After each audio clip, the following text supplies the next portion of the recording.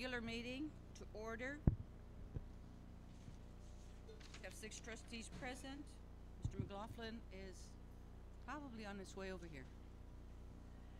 There's a lot of people. I'm trying to see if he's coming in. I'm going to ask everyone to rise. We have 3 high school students to lead us in the pledge. Miranda, Lucy, and Austin.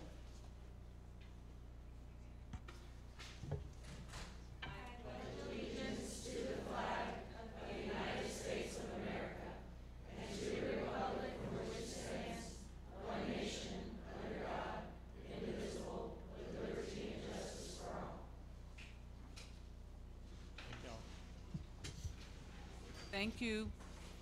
Got here at 6:01. We'll start with our superintendent's report. Madam President, members of the board, thank you and welcome to all our students. We have a few accomplishments that we need to celebrate. We are being joined by Mr. McLaughlin. If I could get Mr. Mike Boone, our Executive Director for Child Nutrition Service, Director. Gave him a raise. There's no money for that.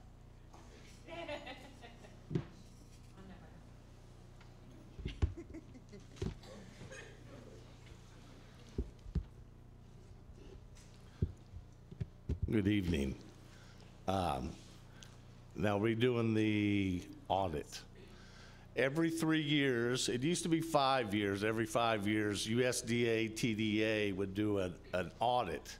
It was called the Coordinated Review Effort.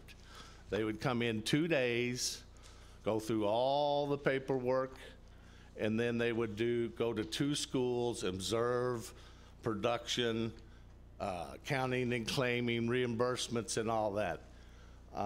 6 years ago, they went to a 3-year audit called Administrative Review. It's a 12-week process.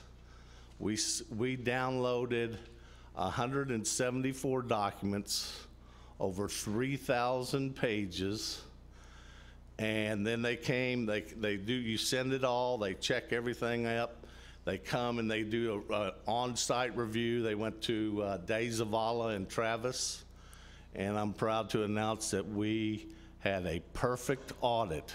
Good job. And this is no small feat. It's very rare that districts get a perfect audit. To be honest, this is my first perfect audit in 25 years. It's very intense. This lets you know we're going through 5 audits this year.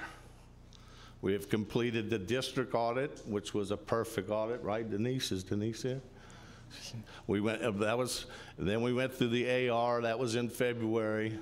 We're on the second process. There's a new called a procurement audit, which is new last year. Was the first year that districts were going through. It goes through all the purchasing process that child nutrition programs go through. Last year, the first year, the least number of findings in the state was 8. The average was 30. We have already sent our first documentation of all invoices and bids and requests for proposals and advertisements. And the first process we sent came back with no findings at all. Knock on wood. We just downloaded the second phase on Friday with questions that they had, and we haven't had any response from them yet. This Thursday and Friday, we're going through a CACFP audit, which is Jennifer's Child Development Center audit, and then we'll go through a summer audit. But I want to pull up my office staff, and it's not me, it's all the employees out. They do all the hard work. I just stand up here and look good. I know. But they do all the hard work. And I want to pull up my office management team and let them introduce themselves to you. But we got a nice certificate sent to Mr. Cardona from Sid Miller. And so since I have to talk later, I'm going to let them introduce themselves and what they do in the office. Thank you very much.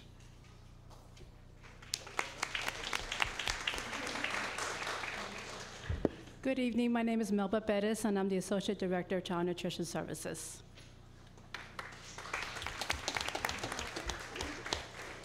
I'm Nancy Suarez. I'm the Senior Admin for Child Nutrition. Maribel Rivas, and I'm the Compliance Supervisor. Adrian Velasquez, the CN Specialist. Mr. Boone, if y'all could just come up to the front. I just want to say they do all the hard work, and reason they came up because I couldn't remember all their job titles or something. Y'all can come up to the front, board members, and then y'all just might as well stay up there. This is going to be a long presentation.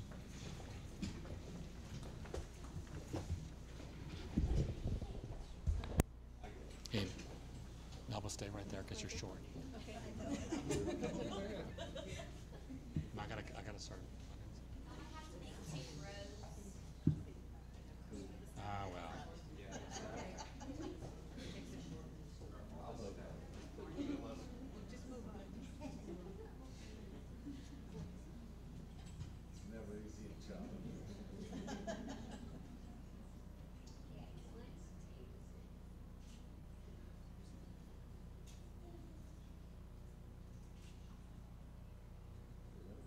Thank y'all. Thank y'all.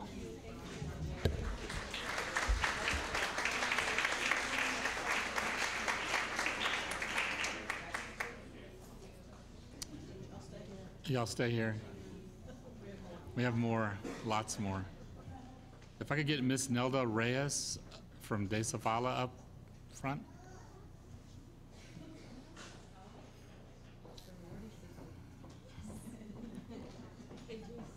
Just a little bit about Ms. Reyes and why she's up here. De Zavala's Elementary's very own teacher was surprised on campus by members of Learning Ally on March 28th for outstanding dedication and involvement with helping her students succeed both in and outside of the classroom. Nelda Reyes is one of 6 national award recipients of the prestigious Winslow Kanye Rittenauer Excellence in Teaching Award. This award is given to teachers on the leading edge of best practices that help students with print disabilities succeed in the mainstream classroom.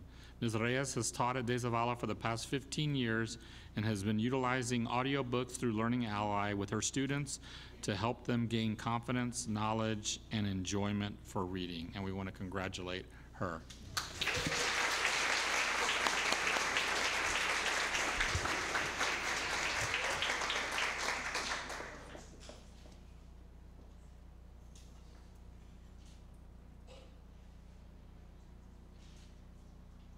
Ms. Reyes, if you want to go up to the microphone and say a few words. Yes. We teach our children to have courage and go out. I was going to have an opportunity to speak. Okay. I didn't know I was going to have an opportunity to speak, but it's quite an award. It's a national award, and I've always said I'm such an advocate for kids with learning disabilities, especially the dyslexic kids in our community.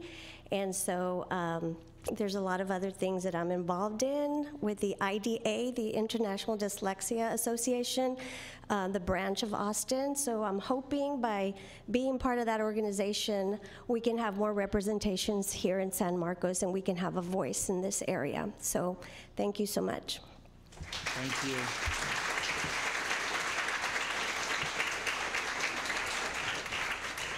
Okay, if I could get Mr. Salazar, Goodnight Orchestra Director, and his students up front. We're going to go one by one with all of our groups.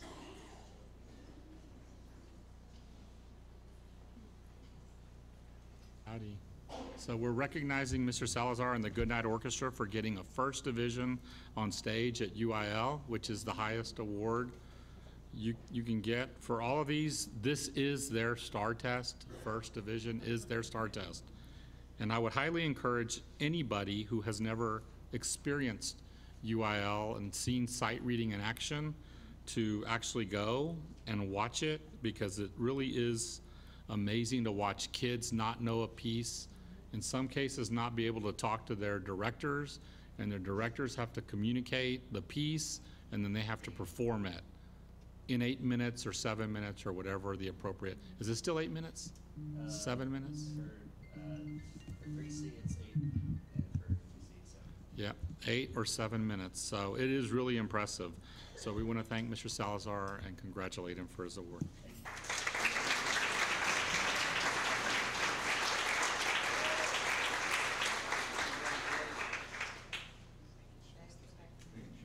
Thank you.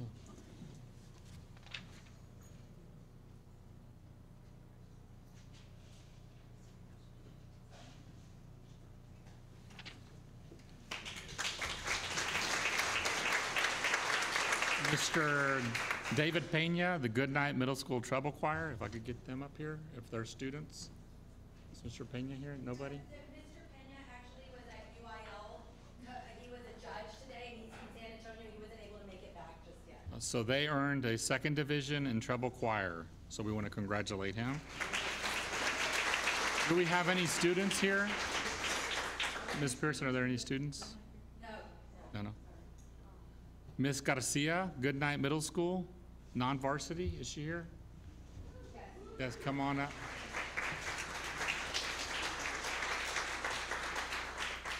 She's one of my former students, by the way. Mm-hmm.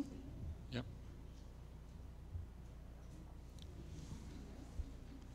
So she, oh wait, that's not Miss Garcia. Where is she? There she is. There's Miss Garcia. So Miss Garcia in the non-varsity is being honored for also earning a 1st division on stage. And I believe this is her 1st year teaching? Here. Here, yes. Yes, 1st year here. So we want to congratulate them.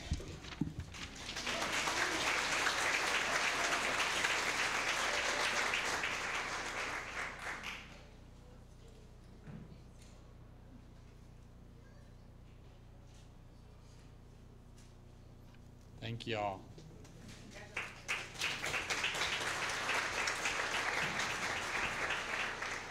Heidi Blankart, Miss Blankart, is she here? Goodnight Middle, oh, there she is right there. She and her students are being recognized in the varsity category for earning a 1st division on stage at UIL. I want to congratulate them.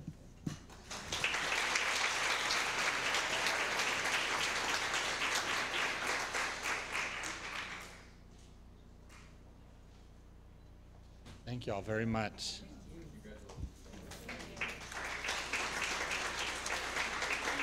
If we could get Mr. Contreras up here for Miller and his students. Come on up, students. Salazar is also the Miller Orchestra. Yeah, so we can do all of them. So we're recognizing Mr. Contreras and the Miller group in both the non-varsity and varsity. Non-varsity earned 1st division on stage, and varsity earned sweepstakes. Yes.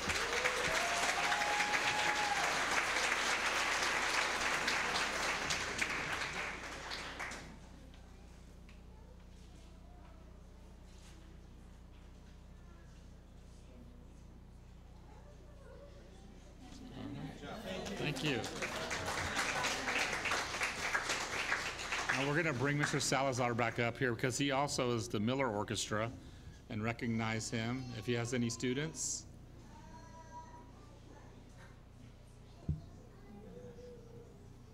So we're recognizing the Miller Orchestra for also earning sweepstakes, which is the highest.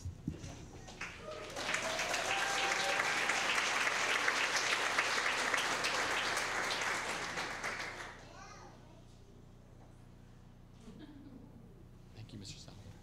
Thank you.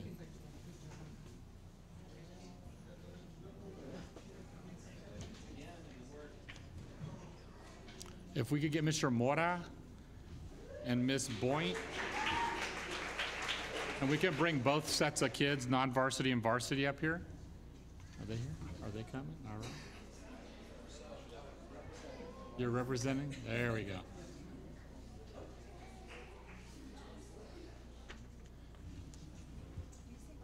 Yes, yes, there we go. So we have Mr. Mora and Ms. Boynt, are representing our band non-varsity earned first division on stage, and our varsity earned sweepstakes. So we want to congratulate them.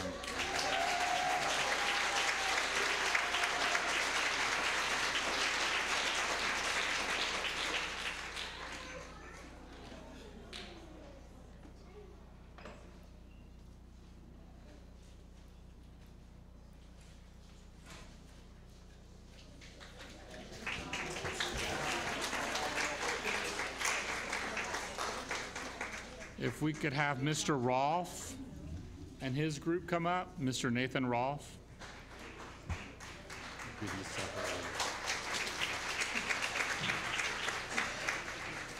As they're coming up, we're honoring Mr. Rolfe and the San Marcos Band Non-Varsity for earning a first division in sight reading at UIL. Congratulations.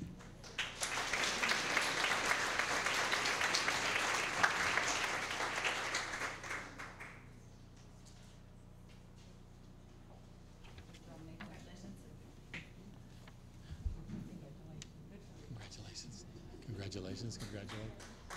Mr. Rolfe is a mean model also. He was a model this weekend for the San Marcos Education Foundation, strutting his stuff. Mr. Knight, if I could have Mr. Knight and his group come up here.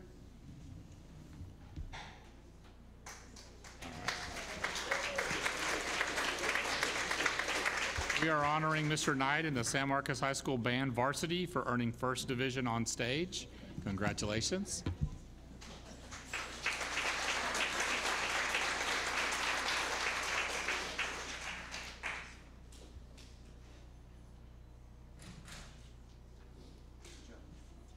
Congratulations.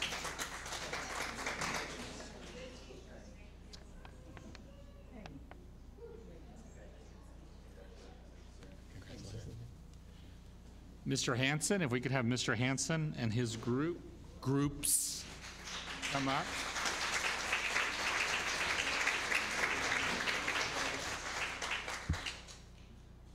Yeah, she's going to have to be in the picture probably. We're honoring Mr. Hanson, both his varsity orchestra for earning a superior rating in sight reading, and also the string orchestra non-varsity for earning first division in sight reading. Congratulations.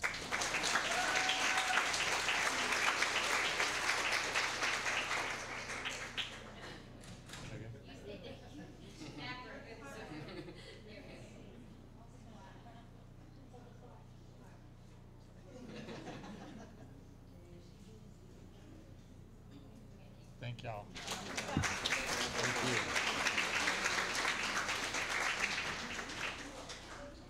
And Mr. Knight, I'm sorry, we need to bring you back up, Mr. Knight, because this just happened today, so they just got back. So we're also honoring the guitar group. So they earned a 1 on stage and 2 in sight reading just today. Just today, it is the premiere for the group. First time they've ever gone, so really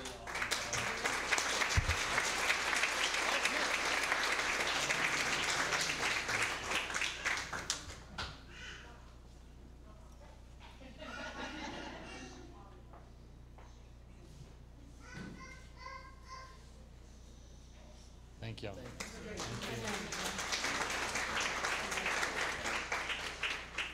If I could get Coach Acker to come up. There's Coach Acker and his students.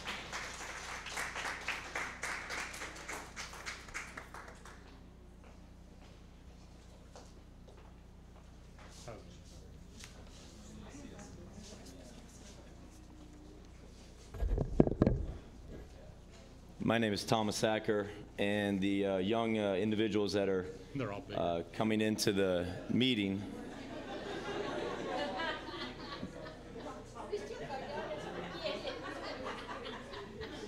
I guess the squeeze in is going to have to really work, maybe a panoramic. These young men are the 2017-2018 varsity basketball team here at San Marcos High School. And I'm just here to brag on them a little bit for their accomplishments both on and off the court. First, I'd like to introduce them. Josh De Leon, CJ Valencia, Ira Benson, Garrett Fizzle, Mason Green, Pablo Rios IV, Elijah Akins, Happy Davis, Sam De Leon, Angel Hernandez, Cameron Muldrow, Derek Sanchez, George Trevino, Josh Wilder, and our manager, Isaiah Rodriguez.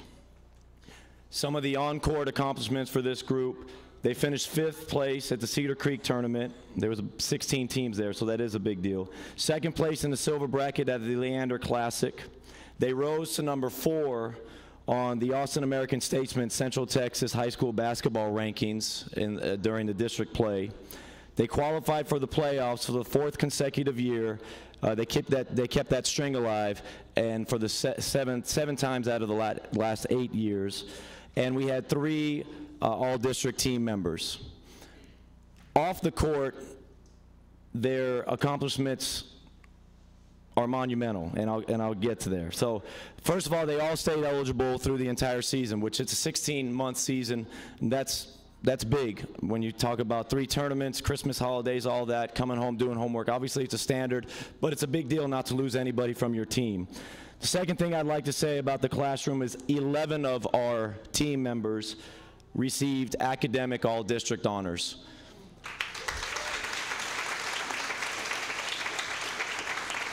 So in case you're not sure what that means they averaged over a 90 for the entire season in all of their classes.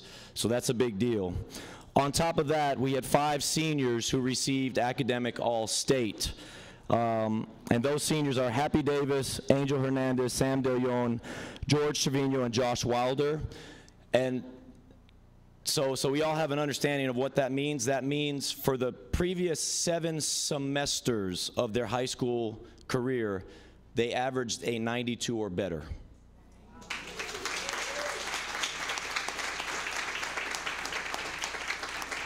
And then on top of that, those same 5 individuals were academic all-state for a different organization, which also took into account their SAT scores, and they ranked their students. So we had honorable mention all-state was Angel Hernandez, 2nd team all-state was Happy Davis and Sam De Leon, and 1st team all-state was George Trevino and Josh Wilder. Again, that's academic all-state.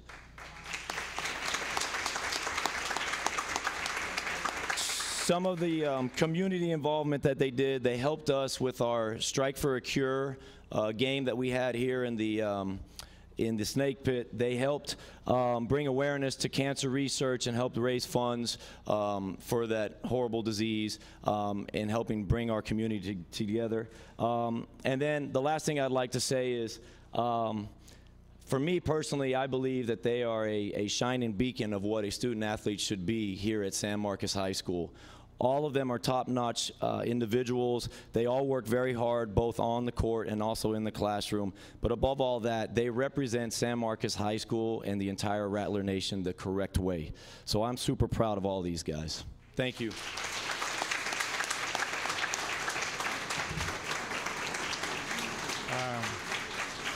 I think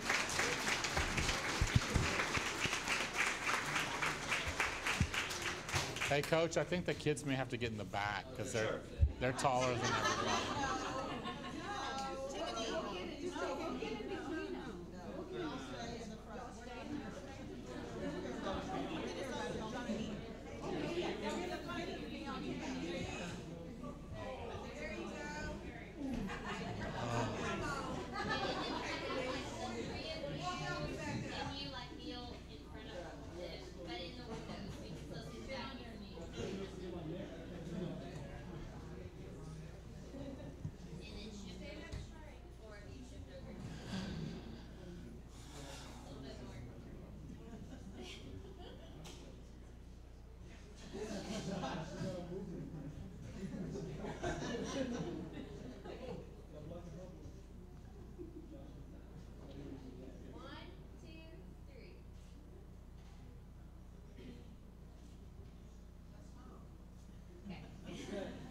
Thank y'all very much.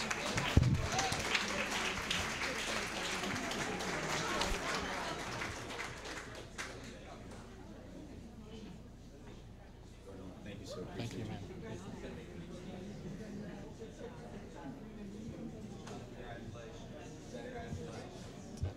That's it. Can we sit down? Yes, you can sit down.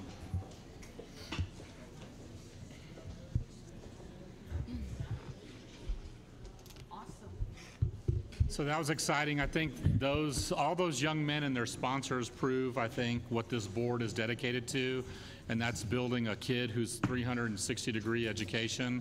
It's not just about academics, though we like that a lot. It really is about providing them experiences. And so, Madam President, with that, I will turn it over to you. Okay, we're going to continue with our public forum. We have one speaker signed up, Roland Salcedo, and he will speak on new central office and public notice.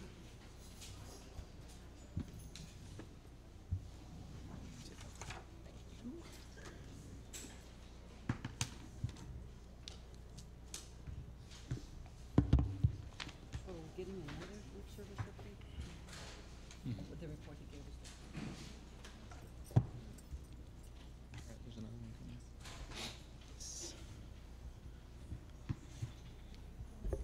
Hello, my name is Roland Salcedo. Good evening, Madam President and esteemed board members. Thank you for your time and service. And again, congratulations to all of those that were recognized this evening. That is a true testament to the leadership that our awesome district has. The reason I'm approaching y'all this evening is I came originally to share and to ask the board to be sensitive, and as well as the staff to be sensitive in the drawing up of the plans. I know it's just the preliminary stages, but when y'all are designing and planning for the central office, because of the fact of I'm the neighborhood representative for Sunset Acres. A lot of the citizens in Sunset Acres were concerned. There was rumors as to, where the central office was actually going to be located at the Mendes School. And a lot of the concerns that were raised were, whether y'all were going to cover green space and how that was going to impact our neighborhood in regards to that we just recently began the first stages of improving our drainage system to prevent flooding, because in April of 2017, we were, for the first time ever, affected by flooding. And, but in talking with Karen, she shared with me, kind of the plan of where y'all are going. And so I'm glad that I'll be able to take that back to the citizens at our next meeting. The other concern that I have is some of the things that we were talking about is notice, and in reaching out to the administration, I was told that the agenda is only posted on the website. Probably, I would say, at least 70% of the citizens that live in Sunset Acres, Victory Gardens, Wallace Addition, Blanco Gardens area don't have access to a computer.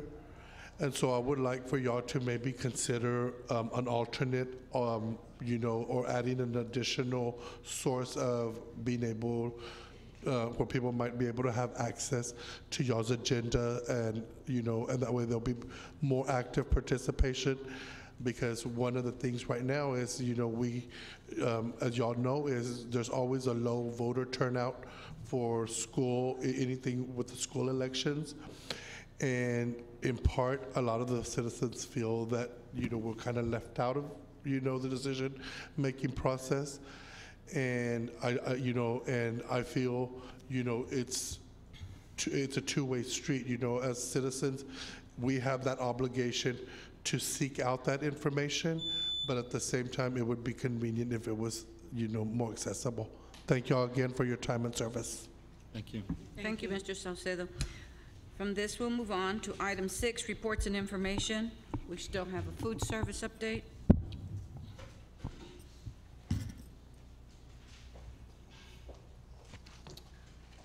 Good afternoon. I'm Karen Griffith. I'm the Assistant Superintendent for Support Services. And tonight we're going to do a presentation of the food service to kind of give the board and the community an idea of what the food service department does and the National School Lunch Program versus the Community Eligibility Program.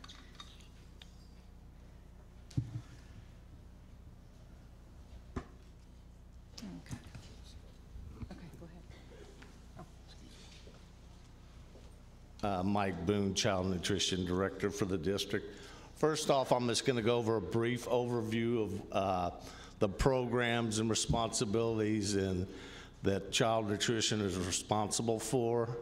And then we'll get into more in-depth about the CE program, which is the Community Eligibility Program. The different functions of the child nutrition program is we administer the National School Lunch and Breakfast Program. We do the Summer Feeding Program. We do the Commodity, USDA Commodity Program, After School Snack Program. We do catering. We do a bunch of catering. Y'all hopefully have taste tested our good stuff that we feed y'all. We're responsible for any health and safety codes with the state and the city, which is changing as we speak. Matter of fact, we have a meeting with them next week to go over and hash out some issues about some new codes for the summer program. Of course, we're involved in the school wellness policy. Also, my cheat sheets. Under the National School Lunch and Breakfast Program, we're responsible for free and reduced applications, verification, menu planning, nutritional requirements, meal pricing, counting and claiming, reimbursement through the federal program, child nutritional labeling. We have to have a child nutritional label on every item with nutritional values, which are input into a nutritional analysis program, which shows a weekly average of saturated fat and sodium and sugar, and we have to meet all the guidelines for each age group, which is when we did the audit, that's a very time-consuming thing. Maribel, that's her baby. She does tons of, and anytime we change, we get a different item. It comes in ground beef of commodity. We've got to change the menu because they all have different nutritional values. And also we do offer versus served through all these programs, which means the kids have a choice of what they're taking. It's not, and nothing is forced onto them, except step at bottom, we do straight serve, which we put all the menu items on there. The after-school snack program, it's got to be an eligible program, and that means it has to have an education component to the program. Thus, we can't do football or some of those. We also do the menu pattern and the production records for that. The summer program, which we're famous for throughout the state and the nation, won national awards with the bus and all that, and we'll talk about that down the line too, probably. But we have the same menu planning, meal patterns and nutritional requirements, counting and claiming, food production records. Also, the USDA commodity program, we process, which means instead of getting a case of raw chicken shipped in here, we process it with Tyson. We allocate pounds of commodities to Tyson, cheese companies, where we send them raw blocks of cheese through the government, and then they process it into sliced cheese and mozzarella, and the chicken is processed into chicken nuggets. And also we do the farm to school program, which means we get fresh produce through the Department of Defense. We generally get $35,000 to $40,000 a year. It has to be produced in the United States. We order it online and they bring it to the schools itself. We also do, through the regular commodity, it's another program for fresh fruits and vegetables, and it's all Texas grown. It'll be oranges. Right now, this last Friday, we got 100 watermelons from the valley. So it's a watermelon with this got oranges and grapefruit, and we put out more fresh fruit to these kids than I had a girl come down from Hayes County that was looking at our 1 hour lunch period. She was amazed at the fresh fruits and vegetables that we offer these children every day. Of course, you know about we do the team leaderships, our famous tacos, and Mr. Cardona loves, and all our employees take a lot of. Alice does a lot of that out here. She takes a lot of pride in what she does. Health and safety codes, we've almost always got 100s on every. Schools are notorious for the cleanest kitchens in any food service establishment. I've done almost all hospitals, fine dining, fast food. I've done it all, and when I went in my first kitchen, it's amazing how clean and organized kitchen. I invite anybody to come in and take a look at it anytime. And then the school wellness policy, where nutritional education, the child nutrition funds, we paid for all the CATCH program for all the elementary schools for the school wellness policy. There's some numbers with adult meals. We do over 1 million meals, lunches alone, a year. About 350,000 breakfast. Our federal reimbursements are about $3.5 million a year. Our food cost is about $1.7 million a year. Commodities, we receive $350,000. But if you guys can tell, I'm kind of the squeaky wheel. When other districts don't spend their money, I've talked to the people at TDA last year, and they're not, she gave me grief. They're not free commodities, they're surplus commodities. And we received over $500,000 last year in extra commodities. But this year, it's not like that. I just asked for $40,000 and they gave me $1,400, and I spent that in like 20 seconds. So our total budget is around $4.3 million, and we have 84 employees. So that's a basic overview of kind of our program. It's a totally different animal than education.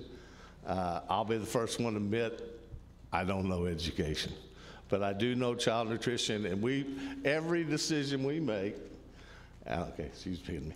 Every decision we make is with the kids, at the best interest of the kids. That's what we make, every decision. All right, we're gonna go to Karen's baby here, the CEP program, thank you. The CEP program is started 2014. They did some pilot sites in some states, not in Texas.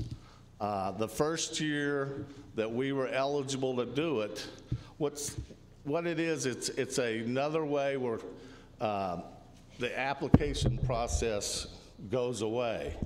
And it's all based on direct certification. Direct certification is a list that we get from the state of Texas every month, and what it shows is, and we have no control over this list. You cannot do something and get more.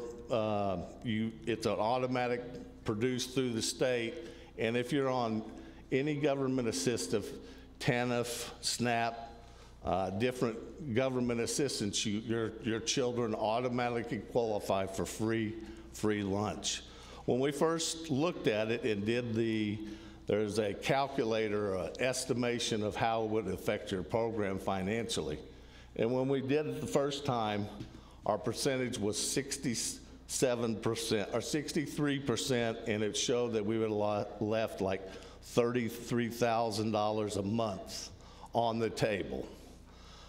2 years ago, or last March, USDA, TDA, started allowing Medicaid to be used for direct certification. That month, we went up 950 kids in 1 month. So we looked at it again, Karen, myself, and change is difficult. I'm old, and it's difficult. And talked to some different school districts, got a lot of comments from Northside, who's been doing it a couple of years. Right now, what you do is you get your total number of identified students, and you get that percentage of your total enrollment, and you multiply it times 1.6. That's the free factor. So when you do that, right now what we did, and we just had to turn that in April, the beginning of April, it says that we will be 82.5% free. So all meals that we would do, we just count them. It doesn't matter who the kid is. There is no application. It doesn't matter. We just count the meals. We get a total meals. 82.5% of those meals will be free. The free reimbursement right now is $3.25. Thus, 17.5% will be paid, which is only 33 cents. So the golden number that we've always been told is 80%. So we're 2.5% above that. So when we did it, it says we will make more money on the CE program than we would have with the application. We eliminate all the application process. You know, there's no charging, no more alternate courtesy meals, which became a nightmare with this no shaming law for all school districts. No negative balances, no eligibility drop-offs. Some people can be on a different, and I was thinking about this earlier, you can be on, I could be free last year on an application, and then I'm good for 30 days under last year's application. Then I fall off because I don't have a current application. So I went from free to paid, and then I do an application, I could be reduced. So I could be 3 different statuses in a, you know, a 10-day period. So the good thing about CEP is we do the 82.5. That is good for 4 years. We can never go below that figure. We will next year, beginning of April, we use those numbers, and we can never go down. We can only go up. If our numbers are, if we go to 83%, that's what we will get. But we will never go down. But every 4 years, that's kind of the scary part. Every 4 years, you have to redo your numbers. And that was kind of my concern. The challenges of CEP, child nutrition will no longer be able to do any of the identifying of economically disadvantaged that is used for all the grants and Title I and all that stuff. It's a child nutrition money can't be spent on collecting that data, so that will become a district function. Or also some districts pay child nutrition out of the general fund to provide those numbers.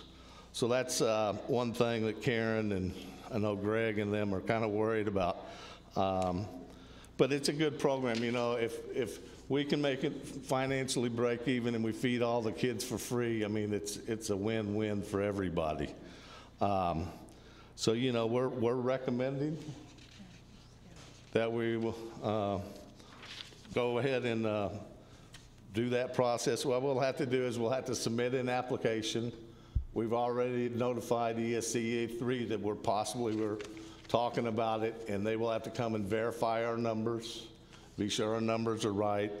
And then it's basically, I just click are you participating in CEP on the application? It's a long process, and we will be good to go. So I think that's basically it. And questions?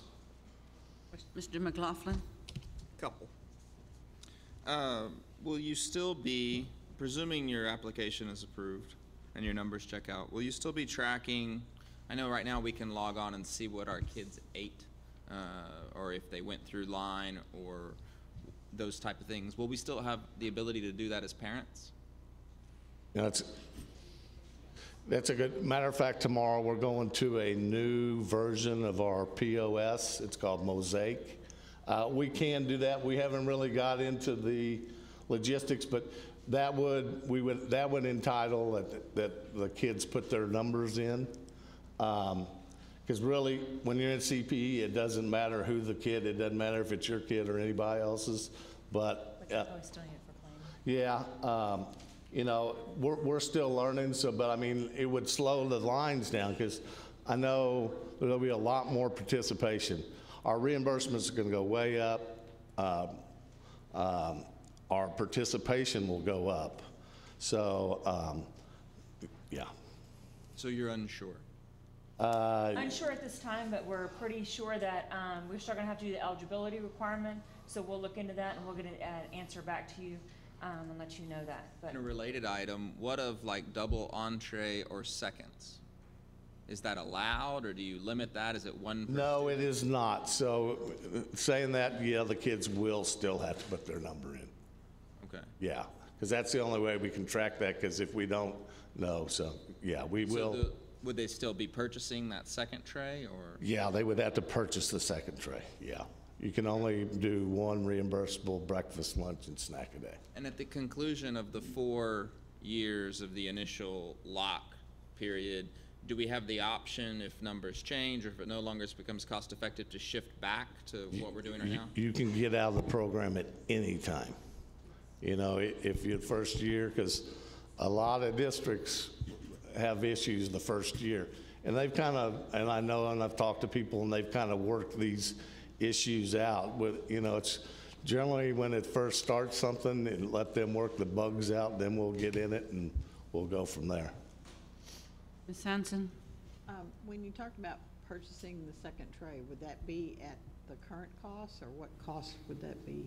Well, we would determine that. I mean, right now, we charge $2.45 for lunch, and so, you know, we'd look probably around that price for a second.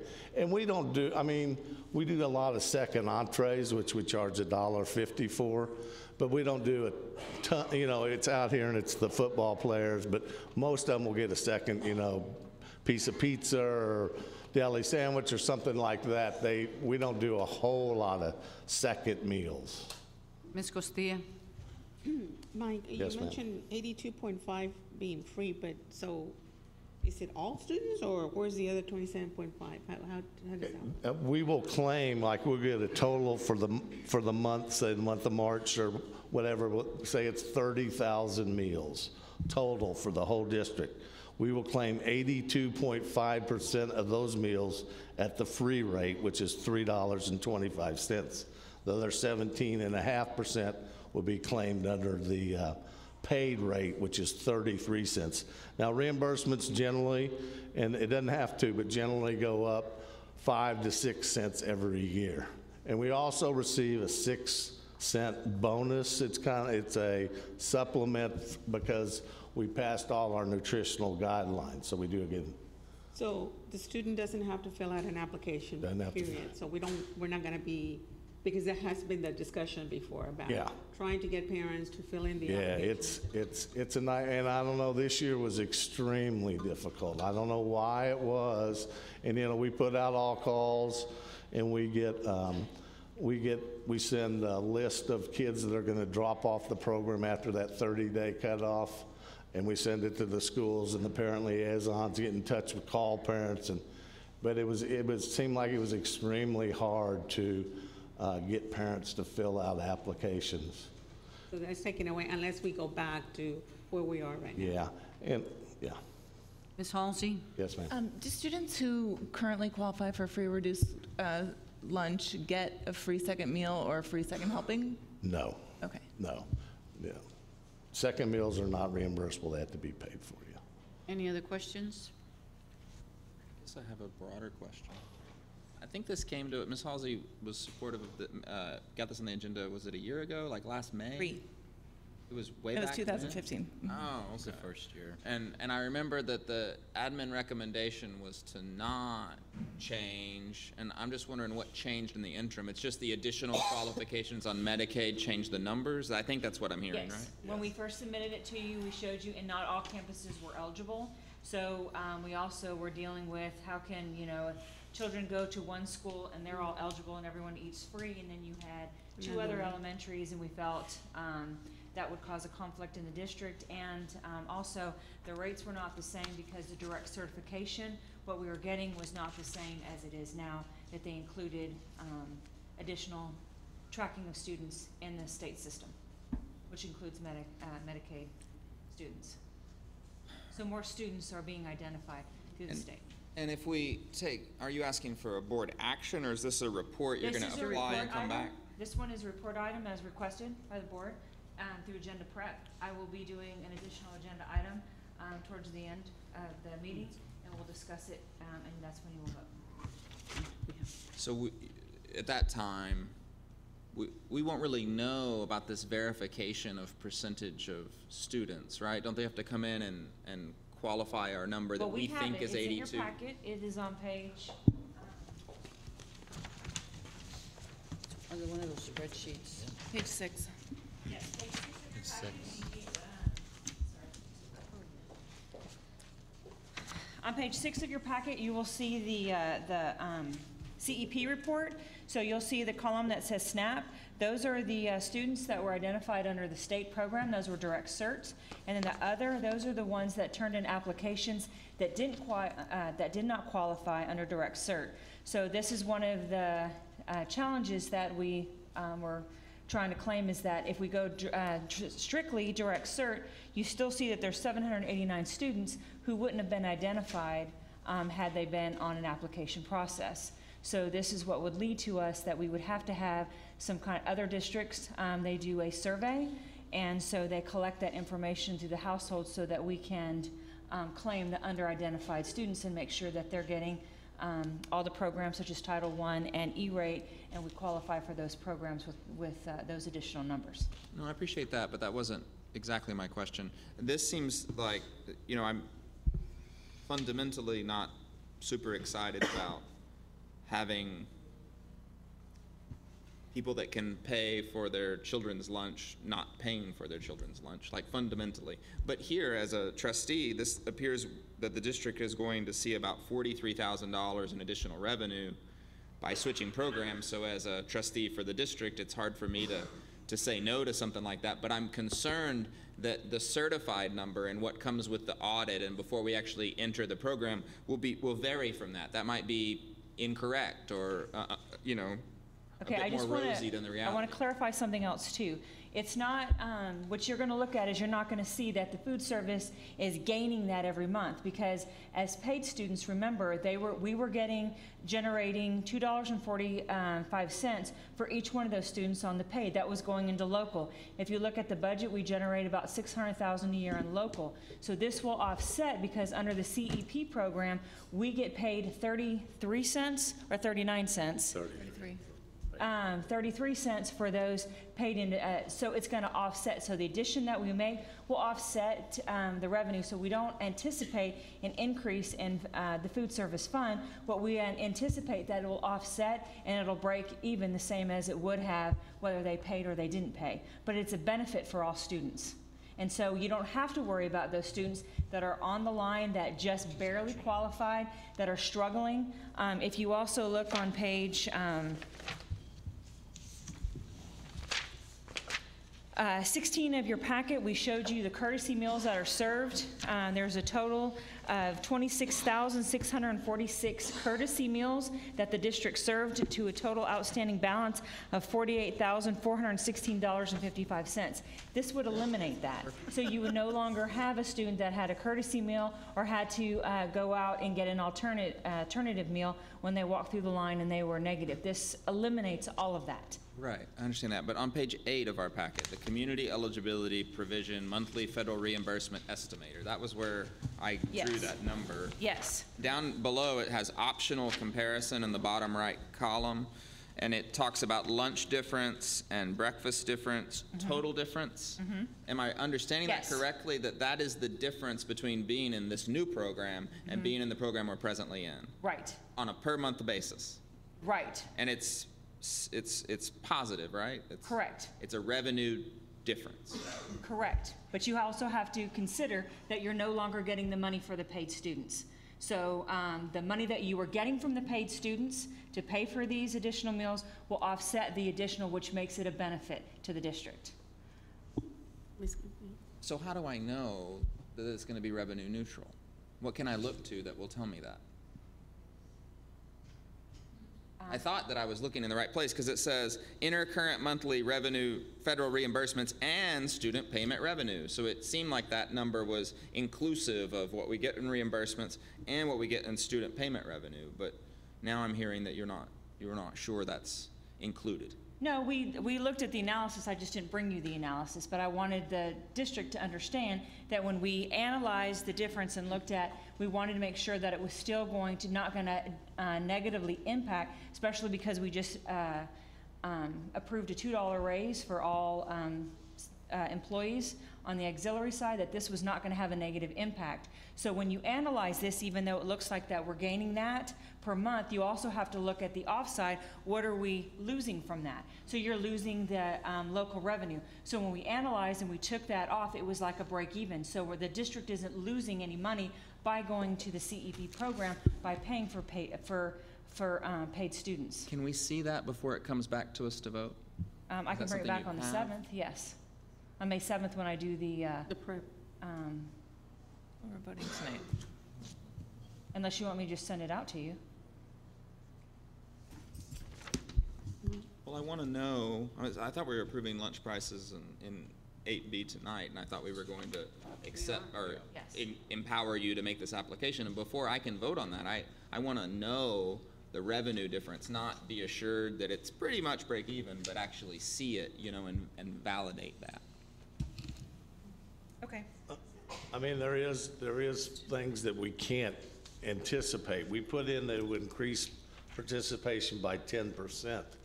I mean, there's no way that we've talked to other districts and, you know, and got their recommendations and how they did it, but, you know, we can't say that it's going to be exactly 10%. It may be 25% and our numbers go way up.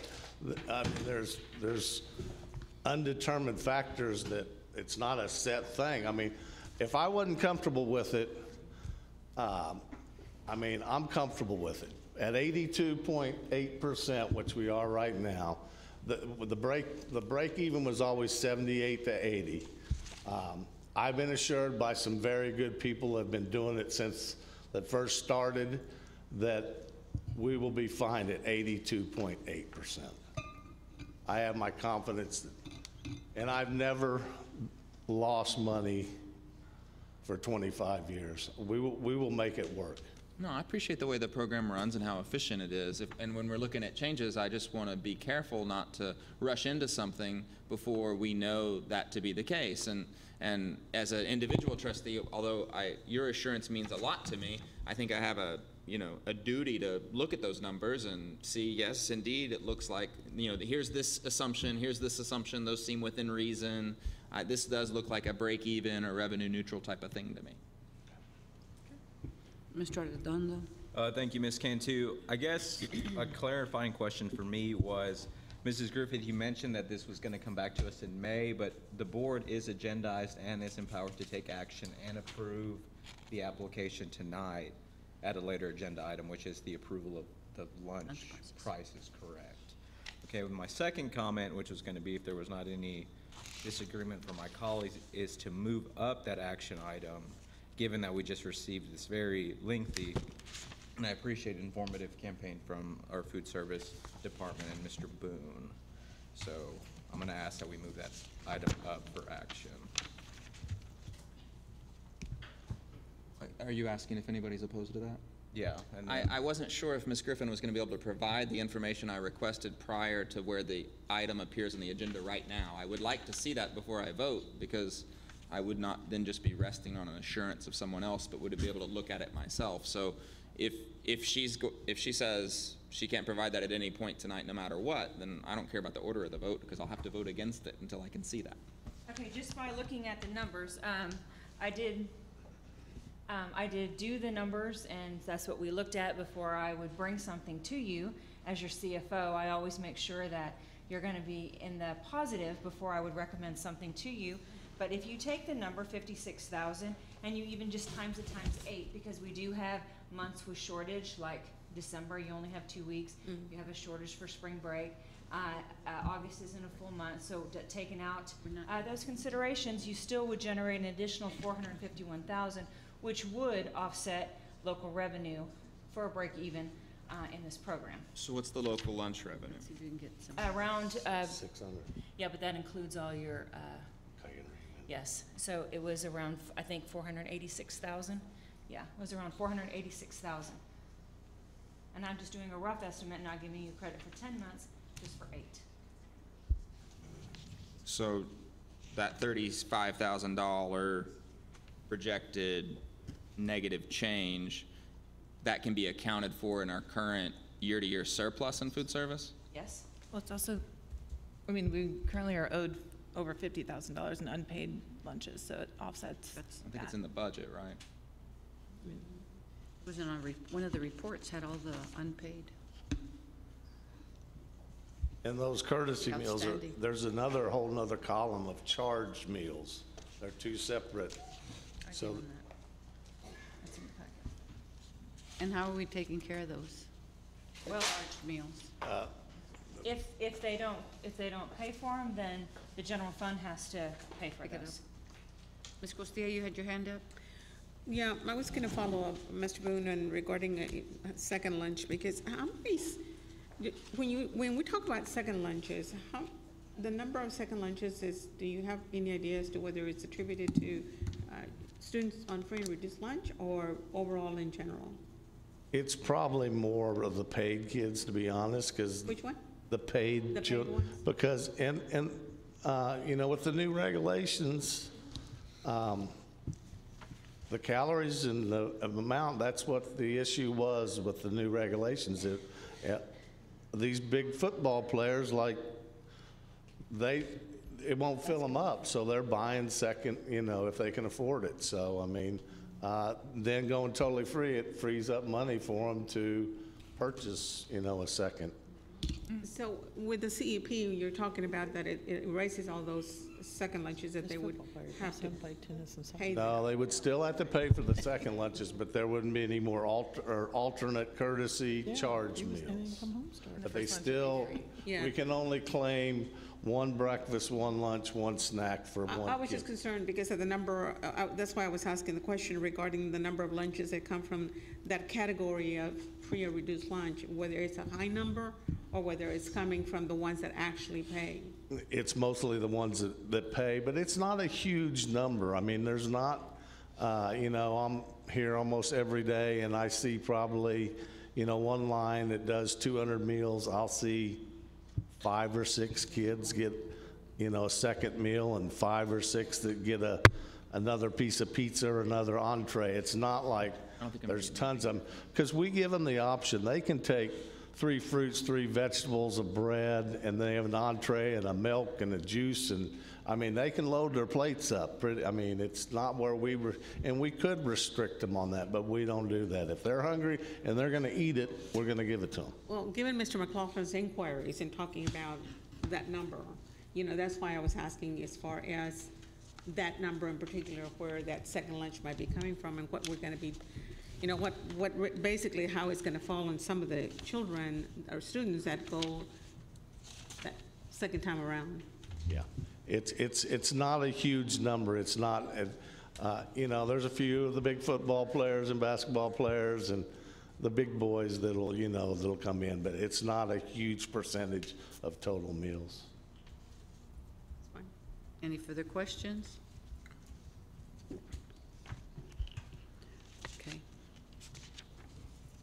We can move on to construction update. Thank you.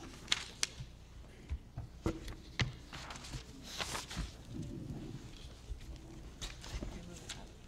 guess not. You have here? Should have made a motion. Okay. Well, you can do it as board chair, just move it. We now have our architect. Where's it? Sorry. Hold on. Ms. Halsey? I'm sorry. Mrs. President, I'm wondering if the board would now agree to moving the action item up if sufficient information has been Is the board provided to agreeable? move the action item up while the child nutrition staff is all still here. So that is the entirety of the information you have, Ms. Griffith, was that estimate of the $486,000. I mean, I did it quickly by hand for you. I don't have the actual budget. I don't have it with me, so, and I can't run to my office because it's across town. So if you want to see it, the next time that we meet as a group is on May 7th. So that's why I was saying I can bring it to you on May 7th during that agenda prep where I'm doing the budget update. But And Mr. Boone's number of the 600,000, that you offset that by what? yes, you have, not only do you have that number, but he has catering. You also have a la carte. So you also have several students at the high school that choose they want to get a la carte, so they'd rather get a salad or some other stuff. So you have a lot of the catering, and you have a la carte stuff that's part of that 600,000. So the a la carte stuff would remain paid, and the tray would be free only? Correct. A la carte includes several of our districts' campuses. Oh, I'm sorry. Several of our district campuses order water. They order Gatorade. They order cookies. They order food for meetings. There's a lot that goes into that. And so for catering, yes, they generate a lot of dollars for those type of things also. So we offset those with just what we had campus. But included in those campus numbers are also a la carte. So your son or your daughter could walk up there and buy a water that's not included in their meal, and those are considered a la carte items. Also, second meals are also considered a la carte, where they walk up and they just get a second piece of pizza or get an extra sandwich or something. Those are all a la carte. So And by so your, we took those out of consideration. and that's an annual number, the 486 is an Yes. annual number. So by your best estimate, knowing you're pressed for time, it looks like it might be a net negative of $35,000. Well, we had it where it would just about break even. We're anticipating it to break even, because remember, I did it on the conservative side, because you know me, I'm extremely conservative. So I did it to make sure when I ran the numbers. I always do at worst. If we, what would that look at if we just took in what we said? So being conservative, we're looking at this program breaking even. And if that proves to be untrue, we can change our mind next year. Yes, the district would have the option to change their mind. No, I don't have any further questions, and I'm fine voting now, Madam President. I'll entertain a motion for moving up item 8B. Ms. Halsey? I'm going to move that we adopt the school lunch prices, including the move to apply for the community eligibility program as recommended by administration. I'll second. Mr. Redondo seconds. All in favor? 7-0. And could you just announce what the prices are? I mean, for the public? The prices? You want to announce the prices? Oh, under the CEP program, students currently receive a free breakfast. Now all students receive a free breakfast. Now all students will also get a free lunch. So it doesn't matter if you're free, reduced, or paid. Every student in the district will now receive a free breakfast and a free lunch. Yes.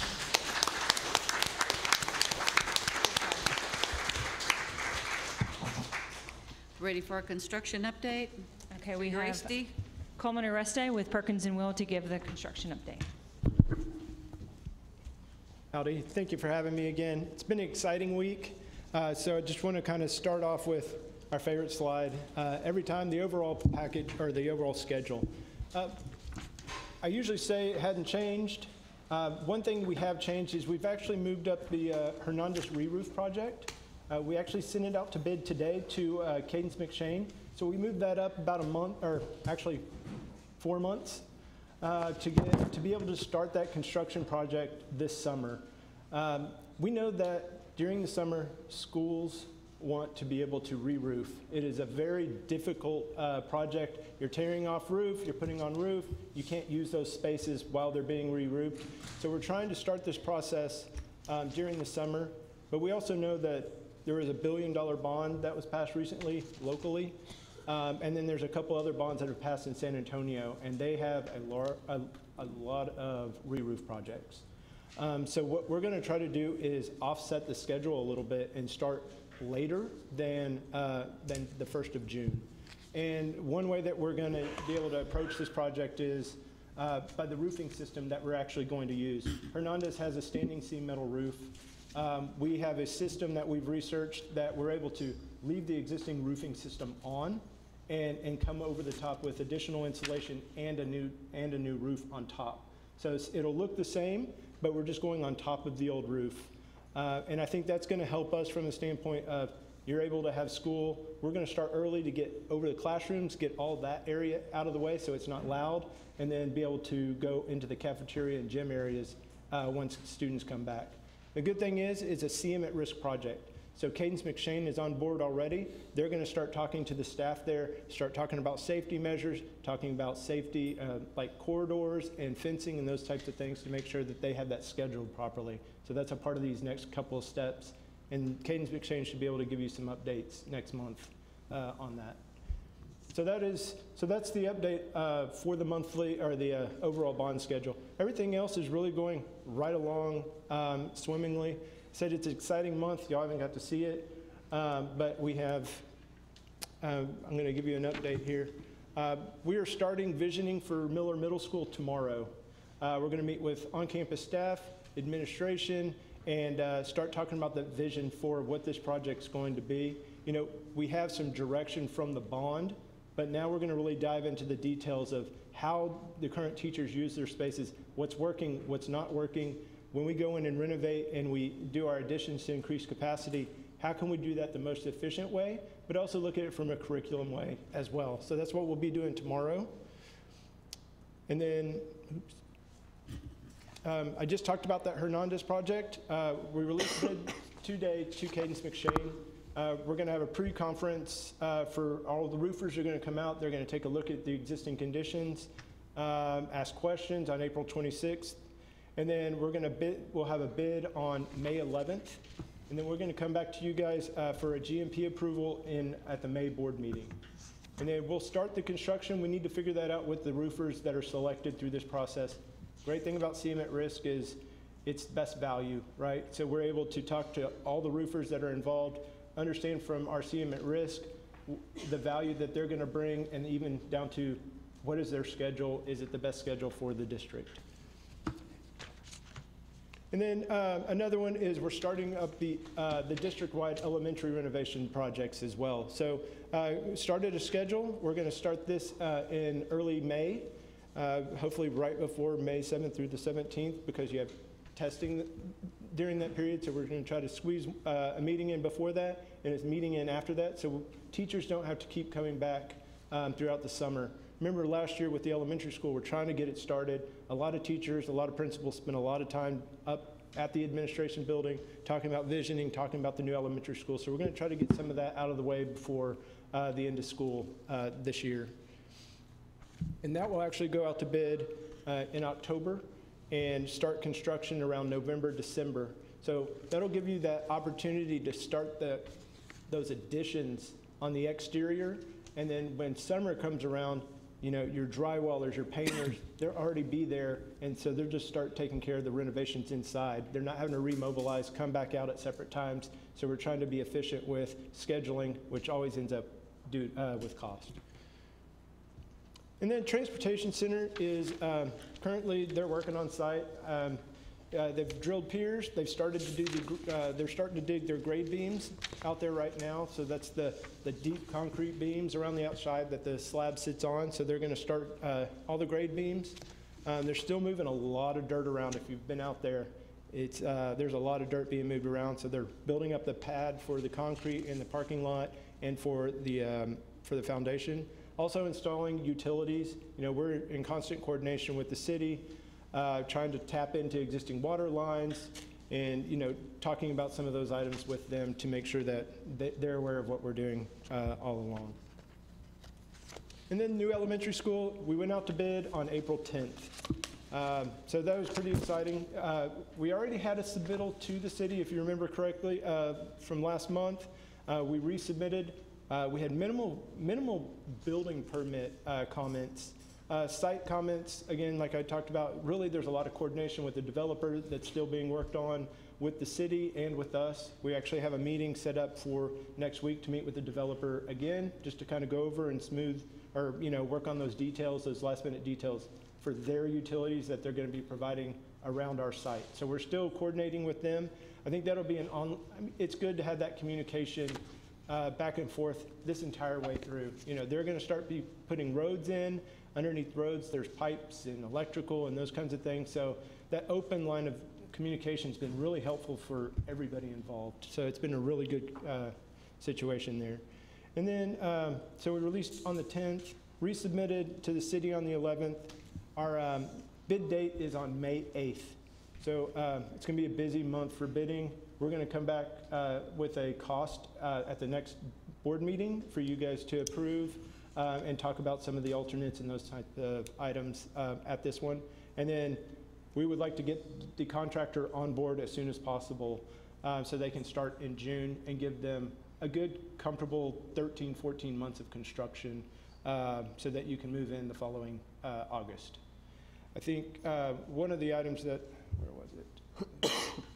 One of the items that we did to help streamline that is we actually have the contract as a part of the construction document, so they can start to review that. If they have any questions, they can work with Cindy directly so that they're able to get some of that negotiation time out of the way early. And then the high school, we are just making progress. Again, we're in construction documents, so that's that part where we're telling the contractor how to build it so that we get really good pricing. There were quite a few questions that we had last month in regards to that, and I just wanted to make sure that we addressed that this time.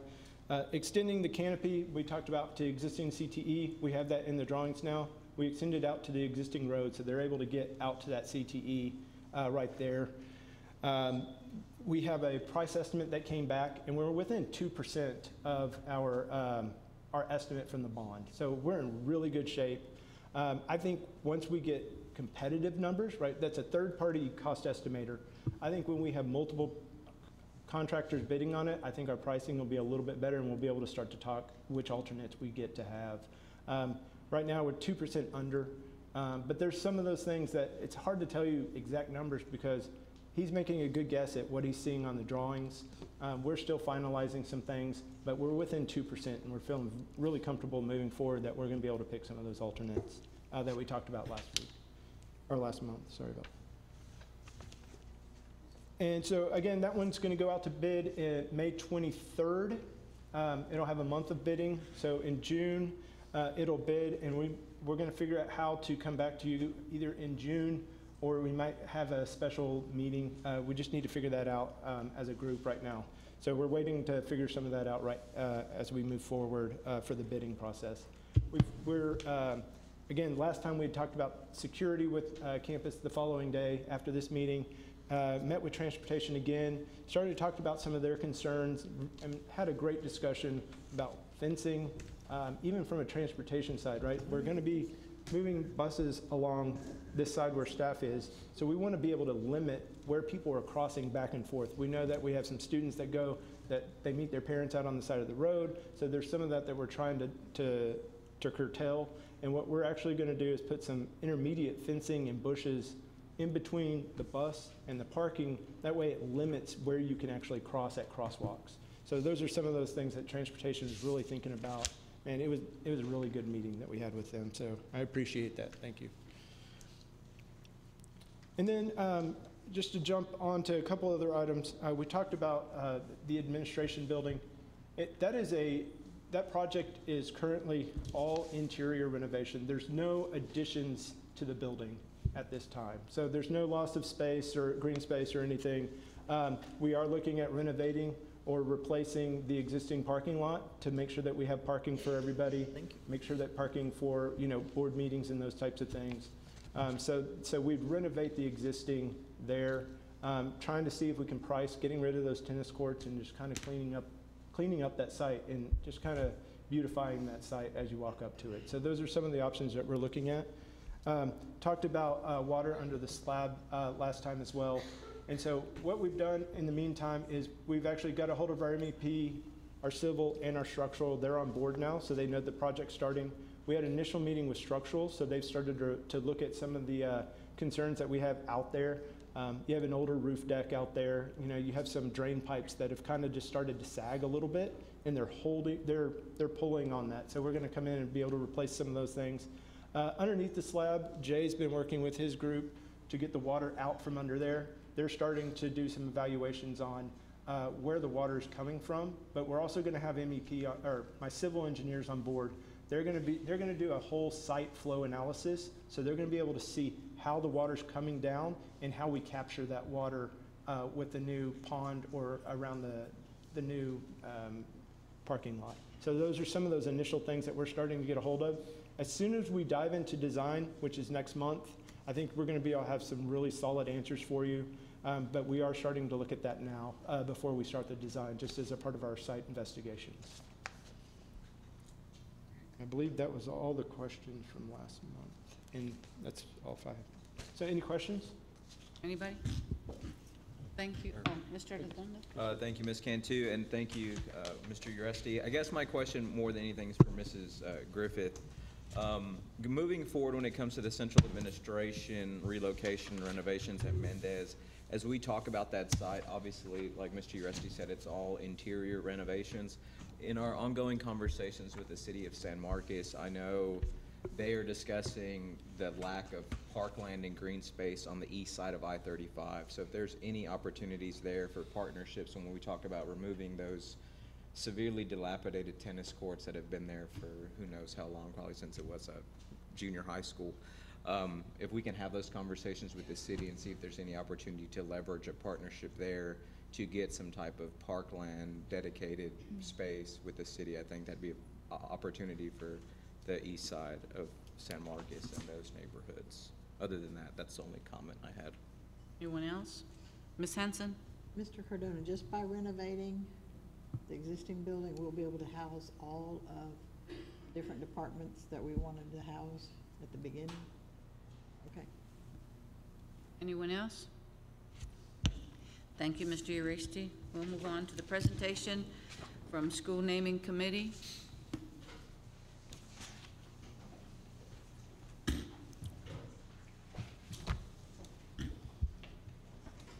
Good evening. My name is Rodney Van Oderkirke. I was selected as chair of the committee. And before we start, Mr. Redondo, I want to again thank you for nominating me, and Ms. Cantu and the rest of the board members. Thank you for given me the opportunity to sit on such an important committee. I've been in San Marcos for about 39 and a half years, served on many commissions, boards, and committees. Never have I sat on one that was so difficult because it was so important. But we did meet. I'll go over a little timeline with y'all. On February 23rd, y'all know that's when the application process began. People were asked to submit the names of the schools. That could be people who are living, deceased, or I don't think there was really much of a guideline of what the name could be. We held our first meeting on the 19th at 5:15 over at the central office, and the the committee members were Linda Coker, Sylvia Muzzi, myself, Esther Garcia, Sarah Torres, Rose Brooks, and Becky Serra. And I also want to thank the board because that committee, I think, really represented the makeup of San Marcos. It was a very diverse group. We all had our own opinions. We all expressed our own opinions. If you know anybody on this board, you know that to be true. We all have opinions. But it was a very, very cohesive group, and I applaud you for putting such a cohesive group of people together. Our facilitators for the meetings were Ms. Ruiz Mills, Mr. Watson, and Mr. Fernandez. Without them, I mean, we would still be there trying to figure out how to turn the lights on. So I thank them for making sure everything was in order, everything was in place, and as soon as we got to the meeting, we hit the ground running. There was no stalling at all. Like I said, our first meeting was on the 19th of March, and the purpose of that meeting was to review the local naming facilities and to elect a committee chair. The policy was reviewed and established the guidelines. The policy makes reference to the commitment of the district. Therefore, the district provided copies of the core commitments. I was selected to chair the committee. Nomination was made by Ms. Esther Garcia and seconded by Ms. Becky Sierra. The vote was 7-0. On March 23rd, 2018 was the deadline for the applications. Then we met again on April the 4th to discuss the applications that came in. We reviewed 127 applications. Of the 127, there were 18 different names that were submitted. And I want to assure everybody who submitted names to the committee, every application was looked at. There were some, obviously, that were submitted 2 or 3 different times. But each time we went over the applications, we were able to pick up a little bit more information about the person or persons they were nominating. We decided that if a nomination got 1 application or 101 applications, that they were going to be weighted the same. And so just because, like I said, one person only got one application, we based all the decisions based on their qualifications. And I can honestly say every name that was submitted was certainly worthy of having the honor of having a school named after them. I honestly was kind of hoping that we would get some like Donald Duck or something so we could throw some out, but that didn't happen. Every person that we looked at was worthy of that honor. We did reach a decision. You know, it was very difficult for us to come up with only 3 names. That was our charge, 3 names to submit to the school district. And I do not envy you guys tonight to pick only one, because again, every name was worthy of the school. And I'll give you those names, and I want to point out they are in no particular order. They're just 3 names, and we made sure that when we were nominating these 3 people, that they weren't 1, 2, or 3. They were all equal, and it's going to be up to you guys to pick that one person. The names that the board, or the names the committee came up with was Velia R. Cavazos, Dr. Carlos Rodriguez, and Soya Rodriguez. And if you have any questions, I'll be more than happy to answer those. Did you keep a list of everybody that was nominated? We don't have that list. Yes. Could we have that list? Well, I think you asked them to go through the policy and follow the policy to bring you 3 names. There are 3. Okay. I was just The board doesn't wondering- need it, the board doesn't need it. No, I was just going to ask, out of the 127, you said there were actually only 18 applicants. 18 different names, because 18. sometimes We can ask. somebody would have had like 10 or 12. Okay. And we also saw a couple of times where, this is not a real example, but like Mrs. Betty Smith. So we might get a name of Mrs. Betty Smith Elementary, or Miss Betty Smith, or Betty Smith, or Smith Elementary. So when we put them all together, so there were different applications, but it's still the same person. Miss Halsey? I just wanted to say thank you. I'm very grateful to the committee for doing this very difficult work, and I look forward to reading through the applications that you've submitted to us. So, thank you. Mr. Redondo? Yeah, thank you, Ms. Cantu. One, I just want to reiterate Ms. Cantu's request of seeing the listing of all applications that were submitted. I'm assuming members of the media outlet are going to also request that, since it is a government document and public record. And for my own personal interest, I like to see who else was out there. Obviously, I think we've unofficially but officially committed to elementary school number 8 being on the other side of town. So I'm assuming those names will come back to us sometime soon as we have that conversation. The other thing, Mr. Van Oderkirky, thank you. Again, you shared that I appointed you to the committee, and obviously your committee did not have an easy task to go through these applications, and now my colleagues and I have the very uneasy task of selecting one of those names to be elementary school number 7, so thank you. Are any of the members of the committee here? I didn't see anybody. We certainly want to thank the work that they did, and I know it is difficult to choose. Ms. Costilla? I just want to confirm, just to make sure that they reviewed all the applications according to the rules that we have now. And so now it's up to us to consider those 3 that they're submitting. Absolutely. And we have to choose from one of those 3. I just want to make sure that I'm confirming that, because there will be some people that will be calling probably and questions or whatever. And so I just want to make sure that, hey, we're just following our policy as to what it is. The board approved the policy. We worked on it, and the board approved this policy, and that was what's going to govern us. And when it comes to choosing, we will choose according to the board policy. Which is these 3 names that were submitted. These 3 names only. May meeting? At the May meeting. I have Ms. Hanson had her hand up. Ms. Hanson? Since one of the names has the person who submitted it, could we get the names for the other 2 people, even if it's more than one, just so we can have that information? I mean, it either needed to be off of all of them, or all of them. Yes, ma'am, we can get that to you. All of them need to have them. Mr. Redondo? Yes, just a clarifying statement based on Mrs. Costilla's comment. It is codified in board policy that the names come from the recommendation, only the recommendation. It says that in our board policy. I think it says here, right.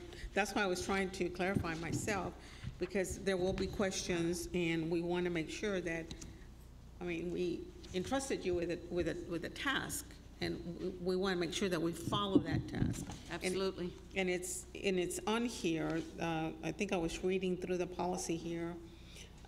They will make the recommendation. The suggested names shall be made public following the report to the board. The board shall vote on a name at the next scheduled board meeting following the meeting in which the top nominations were announced. But it does not say that, just to clarify, if we're making declarative statements here of what the board policy is, it's silent to the names proposed. Any other questions or comments? I just want to make sure that this is our understanding that we are considering the three names that are. We're going to consider these three names. The committee worked hard and they brought us the recommendation, and we will choose from these three names based on board policy that we approved previously. Ms. Halsey? Can I request that staff follow up with supplementary material, including birth dates and death dates, if applicable, for each of the three nominees? I don't see that in the packet. Thank you. In the policy we've approved? We'll talk about this after the board meeting. Anyone else? Mr. McLaughlin? Mr. Benrique, thank you again for your service and chairing this committee. I appreciate the hard work you guys did. I know your committee's function or what y'all were tasked with is essentially over, but would you individually, as the chair of that committee, be willing, if the board was so inclined, to host any sort of public meeting with regard to the renaming of other current facilities? I personally would not be opposed to that. I think the public has the right to know how the process.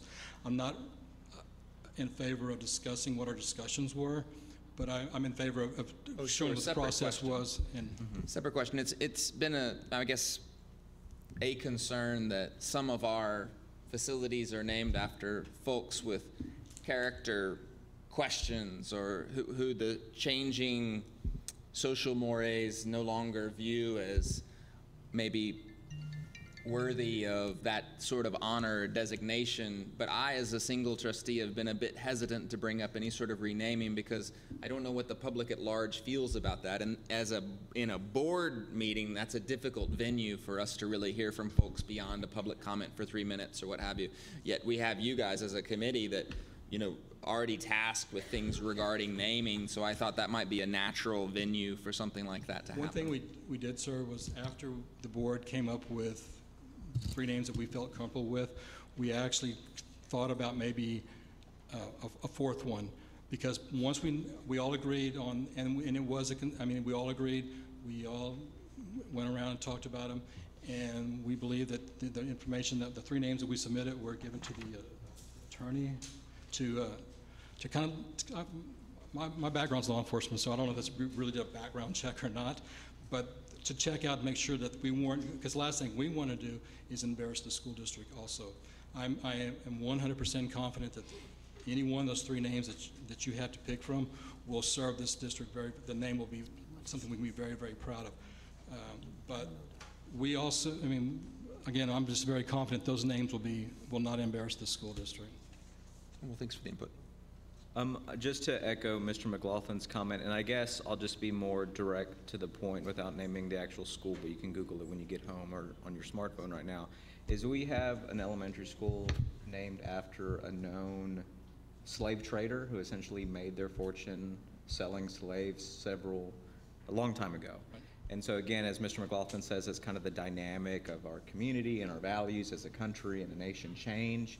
Is that the most appropriate for a namesake of a campus? Not the proposed names that were submitted this last process, but our current elementary school naming. Well, actually, I think that might be something for the committee to do. We did not discuss that. Yeah. We knew, I can guarantee the three names that we submitted did not own slaves. Yeah, no, I'm saying a current, yeah, right. No, not an so we really, we were aware of the current events and stuff, but when we looked at our names, that really wasn't something we need to spend a whole lot of time on, because that wasn't going to apply to the three. And our task was to come up with three names for the new school, not renaming an older school. But again, I guess my own question is would any committee members or would your committee be interested in that if in a May meeting or in this summer, this board has a conversation about retasking you or reappointing you as an individual to have that conversation about current campuses in existence and their current namesakes. You know, of course, I cannot speak for the other board members. I love a good debate, so I would welcome. I think that's healthy for a community to do something like that, to hear everybody out. So personally, I would, if you choose to do so, I would not mind sitting on a committee like that, but I can't speak for the other board members or the committee members. Perfect. Thank you, Mr. Van Oderkirke. And also, we would need the board to decide if they would still like their person that they nominated to serve on that committee to be their representative. Ms. Costilla? I was just going to mention that, and I think you said it very well, that they were tasked with this particular issue regarding the naming of this elementary. I think maybe it might be a good idea for, at a later date, for the board to have this discussion and see whether they want to dialogue and see whether they want to put together a committee for the purpose of reviewing the schools that we currently have named, and whether we want to go with the current committee that we have, or whether we want to appoint other people. I think at that point in time, it would be appropriate to then start researching whatever we want to do as a group as to whether we want to go forward with that. Maybe that's just something for discussion or in dialogue at a later board meeting. I agree, Ms. Costilla. I think that we would have to have a conversation before we decide if the same committee would serve. I'm just saying, they might be the same, but whatever the consensus of the board is regarding whether we want to go forward with this. But I thank you for the committee for the task that you were entrusted with at this point in time for giving us the 3 recommendations. Ms. Yapando, you had your hand up? I think that we need to find out from the committee member that we appointed whether they're willing to serve on that committee. Correct, because it's personal time that you gave up, and we really appreciate all the work y'all did, and I know that Ms. Reese Mills helped with that, and we appreciate this process. And thank you for having trust in us to do this. It's very important. Thank you. Thank you very much. And before we go to the next item, we're going to take a 7-minute break. 7-minute break, 7:37.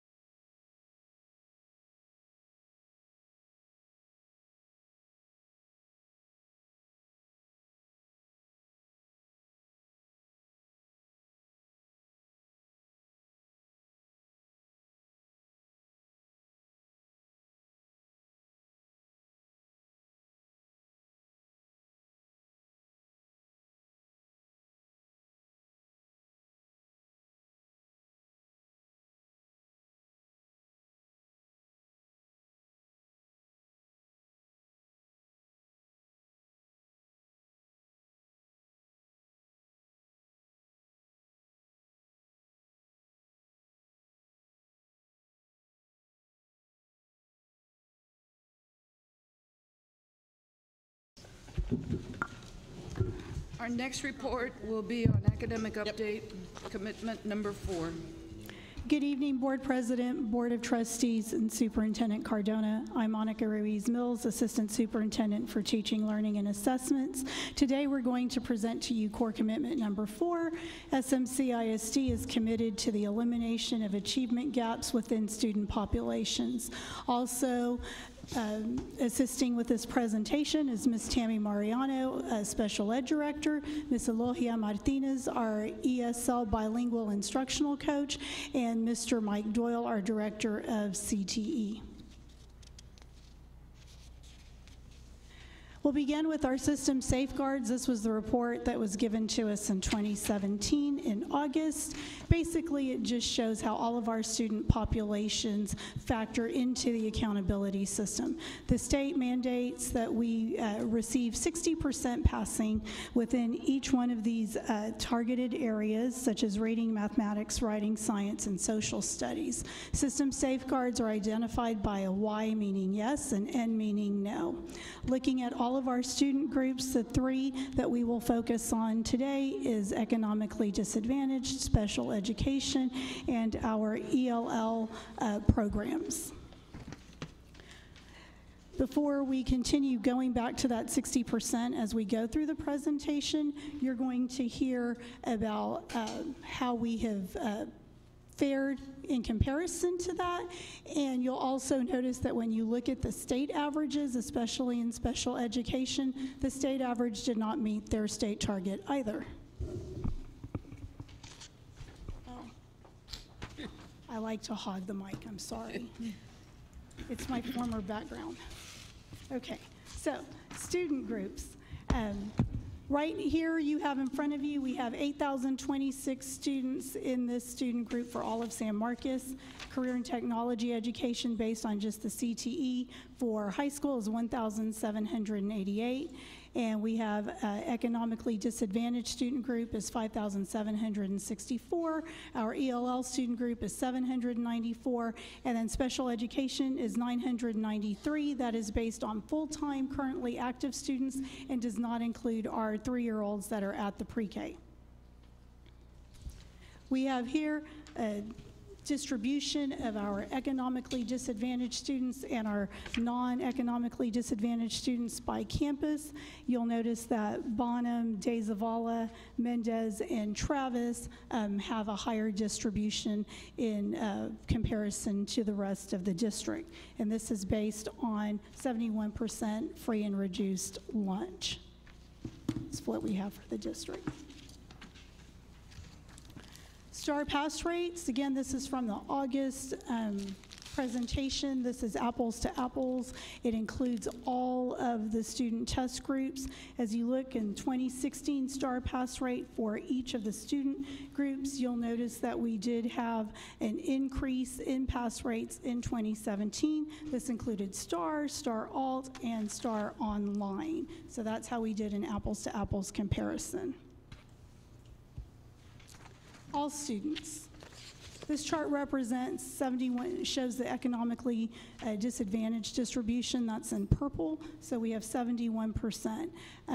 When you look at this slide, we're thinking of all students. How do we close the achievement gap for everybody, for all of the students in the district? The main answer right there is focusing on Tier 1 instruction, and we do that by placing students in the appropriate classes and providing opportunities for students to get that small student learning group support based on where they're tiered and how we can scaffold instruction to help develop and support them through the targeted interventions based on data that we collect on the TEKS when they're taking their tests. And that we talked about last month, how we use the TEKS resource system that also helps identify those TEKS and where they've spiraled from the previous grade and going into the next grade. As we go through that process and teachers are identifying their students and they're categorizing what tiered support they need for what specific standard. We're also looking ahead based at the data that we received from the curriculum audit back in 2015 and the Stetson report that we received for special education in our LPAC audit. We're taking all of those factors into consideration, and we're thinking, what can we do in the future to also help close the achievement gap? Some of the things that we're doing, just like this summer alone, we'll have our SSI, which is our Student Success Initiative for 5th grade and 8th grade students that need additional targeted intervention support for math and reading. We're also beginning a summer bridge program for students that are going into algebra, and another summer bridge type camp for incoming 9th graders into the high school. Again, last year we began an extensive summer school program where that was based on individualized and personalized learning to help students progress in their academic endeavors. At the elementary school, we also offer programs like the K through 4 Step Up, which is really, it's academic focused and it's interactive and it incorporates cross-curricular activities, but it's project-based learning with a high focus on literacy. So these are supports that we're offering to close that achievement gap in different ways. Also, you graciously approved 4 additional teachers for next year at the high school, and then the social emotional counselors. All of those contribute to closing the achievement gap, right? Because you can't meet Bloom's if you don't feed Maslow. So we really focus here not only on academics, but closing that gap by focusing on the social and emotional learning as well. Just a quick comparison here. We have just under 10% of our students are English language learners, which are 794 students.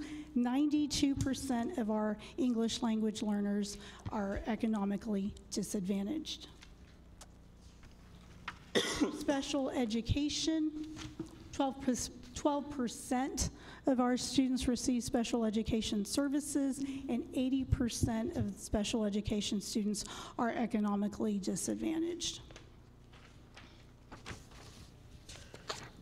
I don't know if this is in your packet, but we included here the STAR pass rates for special education students.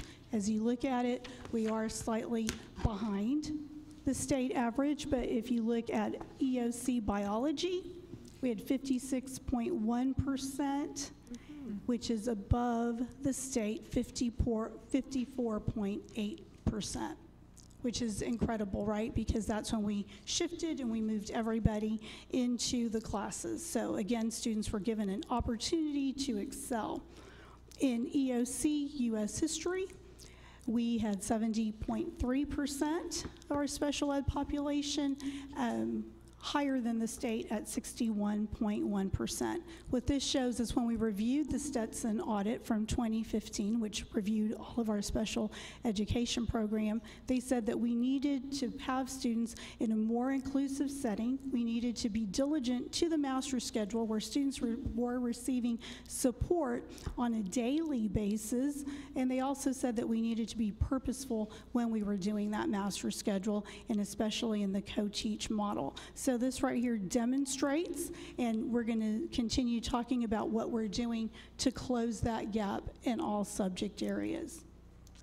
I want to go back just real quick. I want to add this. Tammy Majorana, Special Ed Director. In March, TEA released a draft strategic plan and noted statewide that only 41% of our students with disabilities are approaching grade level knowledge in reading and math. So part of TEA, the plan that they're getting ready to roll out and they're waiting for adoption, is to provide resource and technical assistance to schools focusing on student outcomes, which is going to include additional PD for educators, ongoing follow-up and support modules, specifically looking at inclusive practices and instructional techniques. So this is a problem statewide. The next is just a snapshot. It shows you our growth from 2013 all the way to current as of April 4th. We reached the 1,000 students because we did include the pre-K, the 3-year-olds, every student. So basically, 1 out of every 8 students in San Marcos has a disability. TEA states that roughly 8.8% of Texas students have disabilities, not in San Marcos. We're closer to the national average, which is 13%. So we don't have a child find issue in our district. Special education percentages by campus. This is just a rough overview. Additionally, in addition to these percentages, I wanted to share that 71 of our students are duly coded, special education and ELL. And so just so you know that, our LPAC committees and special education staff collaborate together in our meetings to make sure we are addressing linguistic needs as well as their needs for their disability. The next slide just kind of shows a summary. I'm sorry, yes. These two slides were added after the fact. Do we have copies for them? Okay. These disability counts have two charts. The first one is elementary campuses. The second one is secondary campuses.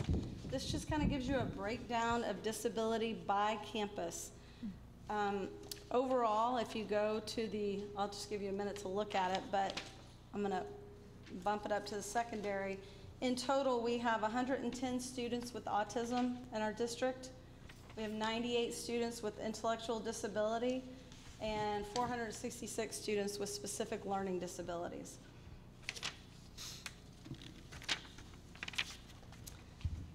Over half of our students in special education are receiving services in general education classrooms. So we are roughly 60% of our students are in mainstream inclusion settings. And this is right where we want them to be because this is the general ed classrooms focus on, they have high expectations and we have the increased rigor in those general education classrooms. And, right, and in the general education classrooms, you have the general ed teachers, they're the content experts. Is that what you want? Yes. Okay. So if we get to closing the achievement gap, these are some of the professional development and different, I'm losing my train of thought right now. The different professional learning opportunities, I'm sorry, that we've been focusing on and working on this school year. Basically, we've got scaffolding strategies, different instructional strategies specific to core content areas, checklists of engaging strategies, collaborative lesson planning tools, growth mindset, classroom talk. And basically what we do is every 9 weeks our teachers provide progress reports to parents based on data collected through the 9 weeks specific to the students' individual goals and objectives. This data is what they use to show growth toward the students' annual goals. Teachers use this data collection to analyze the effectiveness of their instruction and shift as they need to. Again, these are additional initiatives that we've been working on, scheduling support with secondary campuses. We've met with teachers to review student needs and match services to the student need. We want to ensure that we're not over-serving, but at the same time, we want to make sure that we are matching what the student needs. We've also provided teachers with technology resources such as textcompactor.com or rewordify.com for students that need additional modified reading materials so they can still access the grade level content and materials, even though they may be struggling with reading. Continuing on with our elementary, some of our elementary supports that we've sent a team of teachers to professional development on effective engagement practices, specifically working on, again, strategy, skills, vocabulary, and they've brought this information back to their teams, and we're looking at explicit instruction, effective and efficient teaching, such as small group and station teaching. We also have been working with Region 13 on a design thinking project, which is using explicit vocabulary instruction to help build those skills. We continue to do our collaborative teaching approach and classroom partnerships, doing our walkthroughs with our special ed and campus administrative teams, and provide immediate feedback to the teachers after we receive a snapshot of the class, what's going on in there, what they need, what the teacher needs, and we know what we're looking for, those small group and station teaching.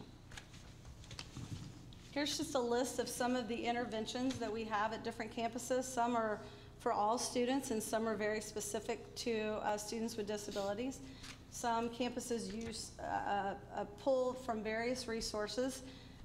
Overall, we have 9 special education teachers trained in Wilson with the level 1 certification, with 4 more currently obtaining certification.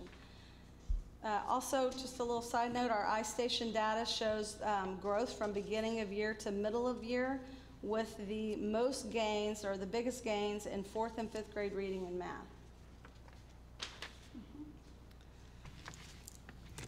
Something that we are doing this year are we're holding additional ARD meetings for our students transitioning to 6th and 9th grades. This is going to allow the students a chance to get to meet the upcoming or future administrator, and we're asking the students to take the lead in this and kind of review their own, what their needs are and what accommodations they may need that are going to make the biggest impact on their learning. We're also going to look at course selection and make sure that that's linked to their post-graduation goals. And the whole purpose of this is to promote those relationships between parents and future administrators. Additionally, I just want to throw in, with the success of the dual language engagement meetings that they've had, we had our first special ed teacher engagement event this past Saturday. It was a big success. And we have our first special ed parent engagement meeting on May 12th. So there'll be more information to follow. But we're really looking forward to that. So when schools, families, and communities work together, student success increases and the entire community benefits. Lastly, our collaboration with our instructional coaches, as being part of the TLA team and department, I think that we work very closely together, and we've had tremendous success with instructional walkthroughs with district, campus, and special ed administrative teams, working with the coaches on differentiated instruction training, working with coaches to review student data to determine purposeful grouping so that we can tier the instruction accordingly. I think that's it. Ms. Mariano, I have a couple questions before you go. Yes, I do too. Have we, has there been an increase in the students that you've coded as having emotional disturbance? Has there been, the 45 of them, has there been an increase in putting or placing those children in gen ed classrooms from year to year? Like, are we doing more of that than we used to? I don't think we're doing more than that than we've used to. We've had the focus program in our district for as long as I've been here. What we have increased is this last year was the first year that we had focus on every elementary campus. Before, we only had it on a couple campuses, and so there were cluster sites, so some students would have to go off their home campus to receive that focus support. And we now have a focus program on every elementary campus, on every campus. I've heard some anecdotal stuff from teachers and others that, you know, the classroom teachers having difficulty managing children with particularly prevalent behavioral issues, and that is, you know, derailing curriculum for the remainder of the class. What supports are we providing to help the teachers with that? We have 2 behavior specialists for the entire district. They work with the focus teachers. We also have our 2 special education coordinators here. And together our team goes to we attend campus department meetings. We work with the teachers on specific students. We may hold multiple ARD meetings if a student is having struggles. We look at behavior intervention plans. We believe in the inclusion process for these students so they have access to their positive role model so that they can see the appropriate behaviors. However, if a student does become disruptive to the learning environment, one of our strategies is to remove the student into the hallway. Let's go walk around, let's go to the library, let's go to the cafeteria or somewhere where we can kind of talk about what are some other options that you could have done, what are some other choices maybe you could have made.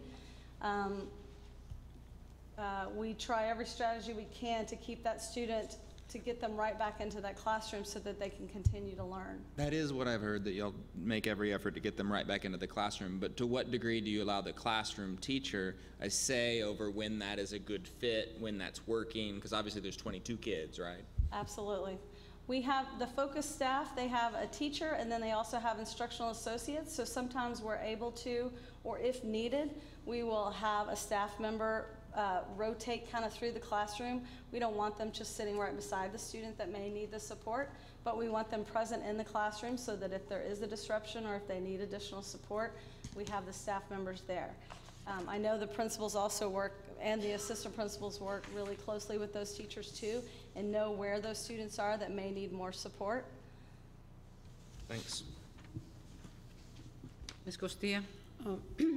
When you were talking about special education in that particular page, closing the achievement gap, I know there's a lot of things that you're doing at the professional development stage. What are you doing with the kids, like maybe during the summer for this? Is there any summer programming taking place for? They're part of any of our summer programs that we have going on. They are also participating in those summer programs as well. We also have extended school year, which is a program that is for students that regress over the summer. Extended school year is also an option for those students. But for the majority of our students with like learning disabilities or that have those learning gaps that we need to work on, they're going to be attending the same summer school program with special education support. Well, and that leads me to my second question. I was looking at the number of your disability count here, and I see that learning disability is a very high number in really every absolutely level almost. What comes under learning disability? What are the things that you're looking at when you tag somebody with a learning disability? That's a great question. And so one of the things that we know about students with learning disabilities is there's 8 achievement areas. It's basic reading, reading comprehension, math, writing, listening, speaking. They're all of our achievement areas. But what we look at is those students typically do not progress at the same rate as their peers.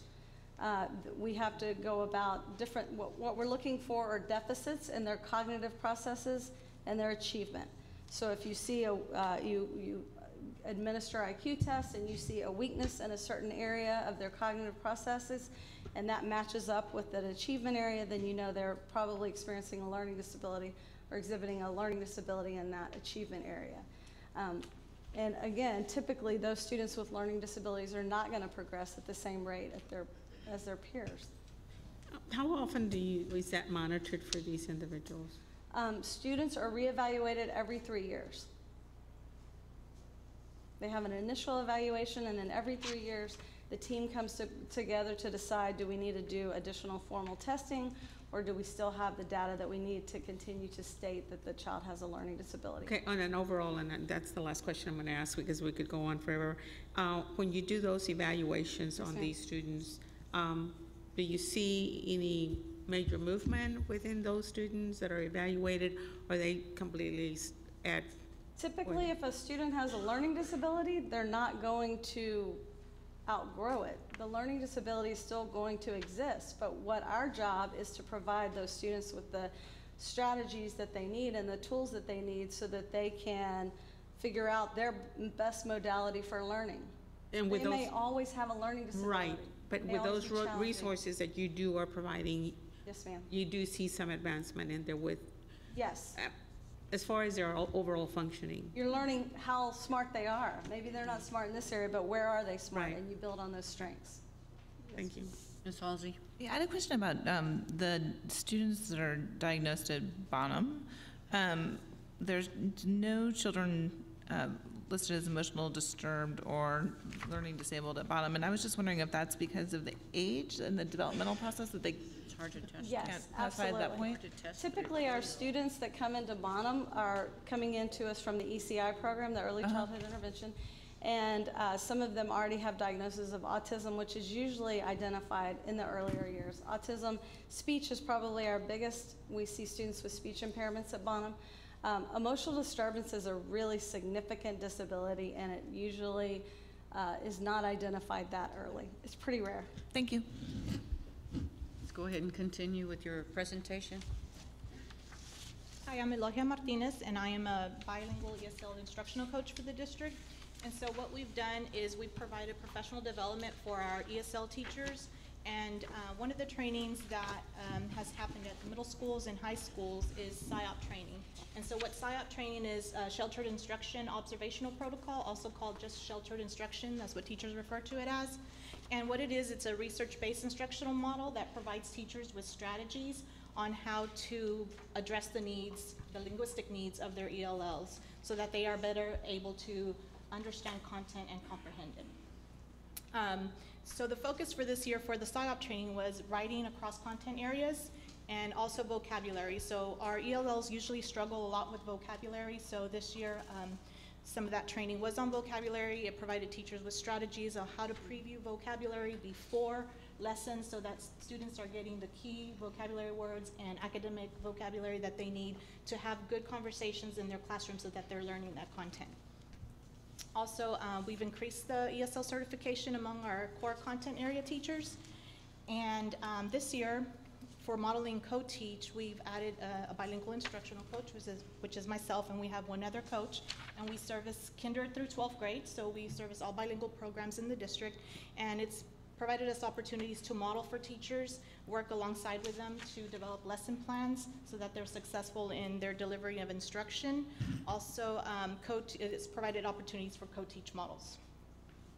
Also, the bilingual instructional coaches are part of the administrative classroom walkthroughs that we do, and so this just provides us opportunities to collaborate with teachers to better meet the linguistic needs of their students.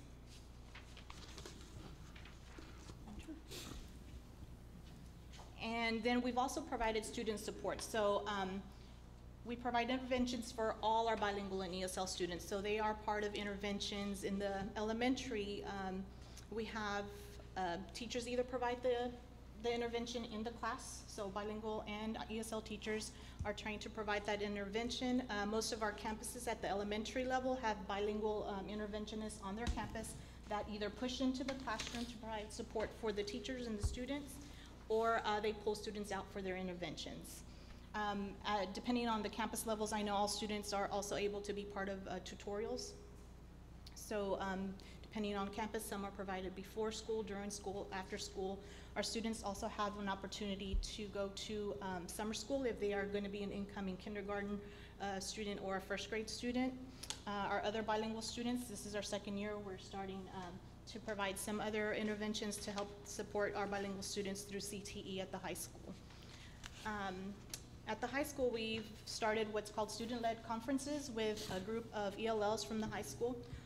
Myself and our other bilingual coach and several other administrator leaders have gotten together, and what we've done is we worked with this group of students to help them understand how they became identified as an ELL, why they're still classified as an ELL, and what criteria they need to meet in order to exit the program. So these are high school students. We also met with them individually, and through these conversations that we had with students, they were able to identify accommodations that work best for them in the classroom and what doesn't work.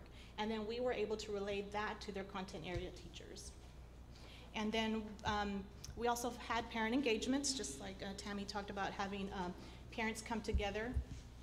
And so we invited the parents of these students that we had conversations with at the high school to come and meet with us. And we wanted to share with them the work that we've been doing with their students. And the students were able to share, or the parents shared their experiences of language that they've experienced, and also some challenges that they feel that they have encountered in the school system for themselves and their students. So this just opened up communication between parents and students too, so there was a better communication with students and their parents, and they were able to identify things like school course structure, how that works, and we were able to provide that for them in their language. So parents, you know, many times go to these information sessions here at the high school, but yet it's not provided for them in their language, and so it's hard for them to understand. And then also graduation requirements. You know, what is it that your child needs to graduate and exit the program?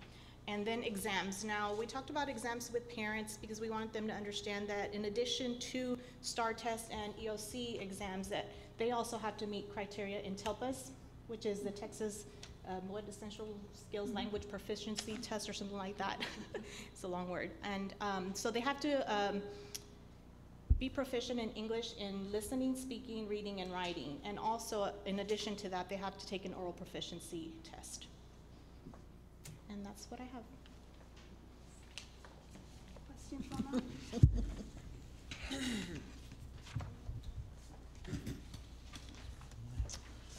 Good evening, Board. Mike Doyle, Career and Tech Director for San Marcos CISD. So some of the highlights in the Career and Tech Department that we're focused on in terms of bridging the gap is looking at strategic ways of implementing writing strategies within our Career and Tech Department. This slide demonstrates, if you see, 63% of our CTE students are within the ECO-DIS population. 81% of our San Marcos High School students are within a CTE program here as well. Some of the strategies that we've, not necessarily began, we continuously work on, and many other trainings have gone into this, but some keys that we've dialed in on this year was the ELA reading and writing workshops for our career and tech teachers, with the emphasis on taking those writing and reading strategies that are taught within ELA and implementing them into that career and tech business and industry related jargon. It's very interesting, as I go through walkthroughs in our career and tech department, you hear terms like stock market that students don't have that familiarity with. So just being able to understand those terms, vocalize those terms, and then practically write those terms within that business and industry has been a key. We've also worked with our ELL department, an ongoing collaboration piece spoken briefly about with our high school teachers and our high school ELL teachers here on campus by looking at our ELL students who are within our career and tech department, searching their needs, and also, again, implementing those effective writing strategies, looking at word walls, bringing in that vocabulary and how it actually plays out within those programs and why it might be different in a business and finance class compared to anatomy and physiology. Some other strategies that our teachers are implementing are, for example, using case studies within your ag classes, or using thought right process through, for example, our career computer info tech course.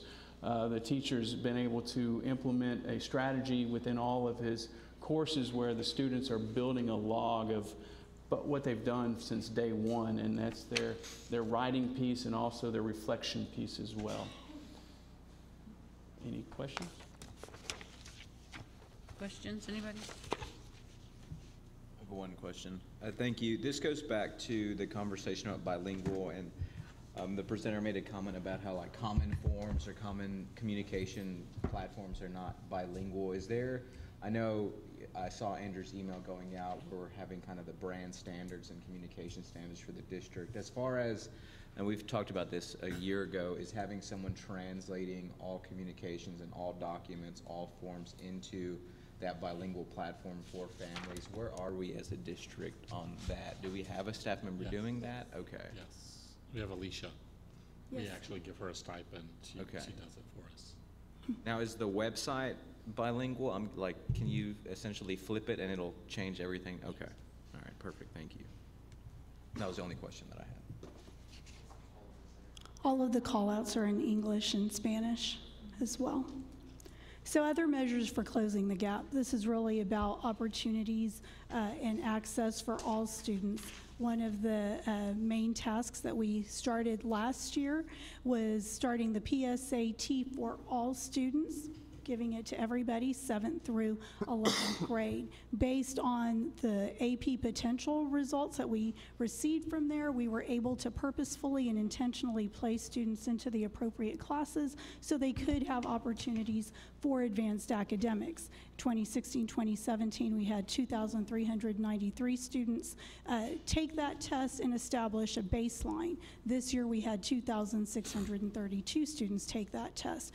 With that, scheduling and that practice of meeting with students and parents and having those discussions, because we want all students to be in the rigorous classes and we want all teachers to teach at that level. That's why all of the professional learning opportunities, though you may think it's program specific like SIOP, those are all best practices that all teachers can use in all classes. With that said, in 2016, 2017, we did not have any national merit scholars, but with that push, we had 4 national merit semifinalists for 2017, 2018, and we have the potential for 5 students to be recognized as national Hispanic scholars. So the trajectory is that we are placing our students appropriately, and again, the key words are opportunities and access for all. After going through this presentation with Superintendent Cardona, he and I were speaking, and he brainstorms very quickly. And we thought that maybe in September, after we've gone through the first accountability state testing presentation, in September, we gather here together in an open forum, and we bring in the community members and business members, and we have conversations about how do we address the needs of all of our students, our economically disadvantaged students, our special education students, and our bilingual ESL students. And the reason for that is that it goes beyond the school system, right? Because teaching and learning goes outside. So how do we make it relevant? How do we work together? How do we look at housing? How do we look at all of the other risk loads that we've identified that impact instruction and bring it together so this is one collaborative effort? Halsey. Yeah, thank you very much. This is so helpful, and I really appreciate all the work that has gone into this presentation. I just had a question about the PSAT jump from last year to this year. What accounts for those 200 plus additional students taking the test? Just enrollment. We just have more students. Okay. Thank you. Mr. McLaughlin. Mr. Weismills, I also appreciate the presentation of everybody.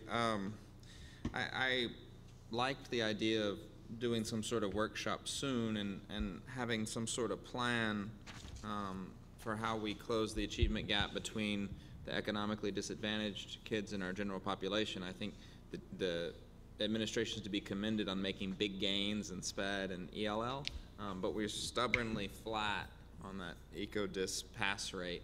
And, you know, it's probably going to take a sustained commitment for a long period of time, and I have to be patient, but I can't tell you what we're doing, you know, to get there, or how that's directed at a global approach for moving that needle, you know, not 1 or 2 or 3 or 4 points, but 10 to 20 points, like maybe we would like to see over the course of the next 3 years. So,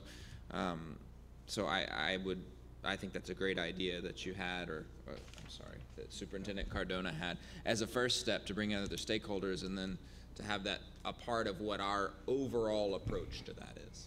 Yes, and we need to also think about teaching and learning, and I know you told me to speak faster, so teaching and learning, but beyond the brick and mortar, right, and taking it to the students, so taking it maybe to the housing development or the apartment complex and doing that, so this way we can make sure that we're providing those resources. That's something we did at our previous campus, so. Mr. Redondo. Thank you. And I guess I would just want to respond to the other measures of closing the achievement gap. And I know the district took a big step when we started administering the PSAT to all 11th graders. And if I'm not mistaken, is it the PSAT that we have access to the Khan Academy after that, or is that the? Yes. Okay. And I guess my follow-up to that is, and I know it was from attending a youth commission meeting through the city of San Marcos and the representatives from the high school, and so now I look at Dr. T, is that I know that by their request was if they could have kind of those services, those SAT, ACT preps brought into the school day for those students. And I think it was our citizen commenter today that said a lot of families don't have the Wi-Fi access at home. And so if there was any opportunity to loop that into that elongated lunch period as we talk about the effectiveness of that time spent at lunch, is having the Khan Academy accessible to students, or even at the middle school, doing some of those efforts and energies there if we're talking about getting more national merit scholars or getting more students as we are achieving students even higher achieving, providing those resources on campus. Or for me, you know, struggling at PSAT scores, having that access available to increase my score, obviously, in high school. So any opportunities to do that, I'd be, as an individual trustee, supportive of any appropriate funding of that. And access to the Khan Academy is also being rolled out through Gear Up and through Avid. And then with the device rollout, they'll have access, so we'll be able to implement that throughout the day as well and during their enrichment periods and lunch period. Perfect, awesome, thank you. Early in the presentation, you mentioned social emotional learning, and several of us attended a conference last weekend, and we learned a lot of things that can happen when we work on our social emotional learning with our students. And so since we've hired counselors to help with the social emotional process, do we have a plan in place to do staff development with the other teachers, so it isn't just the counselors are sharing the information with themselves and the students and spreading some of the information that they have, so that we can do better with our students in social and emotional issues? Yes, ma'am. So in February of 2017 is when we started with Pure Edge, and we started with the teacher self-care. We did approximately 3 different sessions on teacher self-care, and then this year we started implementing student care. And so they talk about how to de-escalate situations, how students can deal with trauma. I'm not here, whoever that is. Okay, so how to deal with trauma, and now we're going to start this August on creating a culture of care. Pure Edge also has a curriculum online that all teachers have access to. They were given a username and password. I also have that information where they can pull from it. But in addition to that, we're looking at implementing Suite 360, which will also provide access to parents at home where they can go in and have training on how to deal with social emotional learning. So in answer to your question, yes, we're going to continue providing training, because even though you have that social emotional counselor that will help de-escalate a crisis, help navigate through that situation, right, it's a community collaborative dialogic process that needs to occur. It's not just going to be one individual. So we all have to be able to contribute to that learning. Ms. Halsey?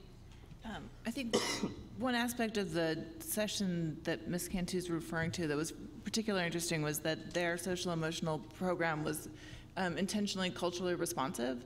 So they were using a case study from Alaska, and they had gone through various Native groups and figured out, here are 5 very important community standards that we respect our elders, various things, and then they figured out ways to implement those ideas through the TEKS. Yes. And it seemed to be having fantastic results and to really be cohesive.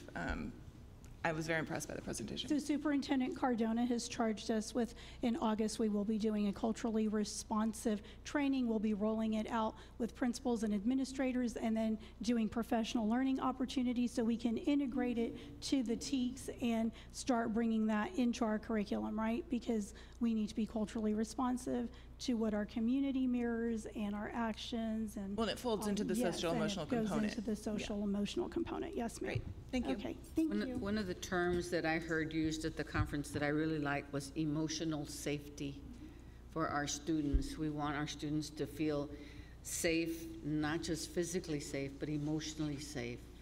And that was also in the session on social emotional learning. It was a good session. I think the 3 of us that were in there were very impressed with that. Thank you. Thank you. Are you complete? Yes. Item E. The next is the presentation of recommended changes to policy CDA local.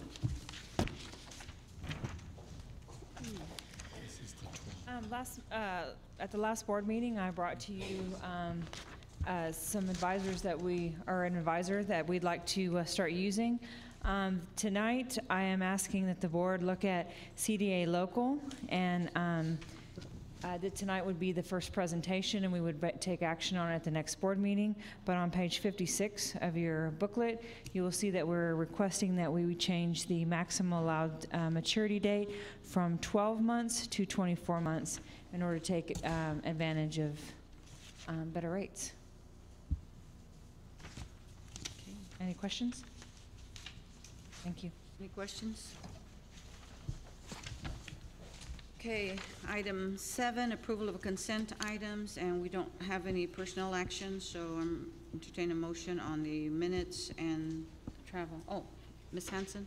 I was gonna let you finish. I just move that we approve items A and C. I'll second. Mr. Arredondo seconds. Any discussion? All in favor? Ms. Costillo, you voting? Oh, yes, I'm sorry.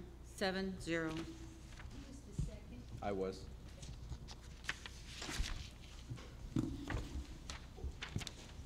Items for action, consider approval of budget amendments. Before Mrs. Griffith starts speaking, I'm going to make a motion that we approve the budget amendments as presented by staff. Do I hear a second? I'll second. Ms. Halsey seconds. I had a question. Yeah, I guess my question is, for these 3 employees, and just to clarify for my own personal benefit, this computers that we bought for staff through a fund balance expenditure earlier this year. For teachers. Okay, they were only for teachers, so no administrators got, okay, that's what I wanted to know. Thank you. Any further questions, discussion? All in favor?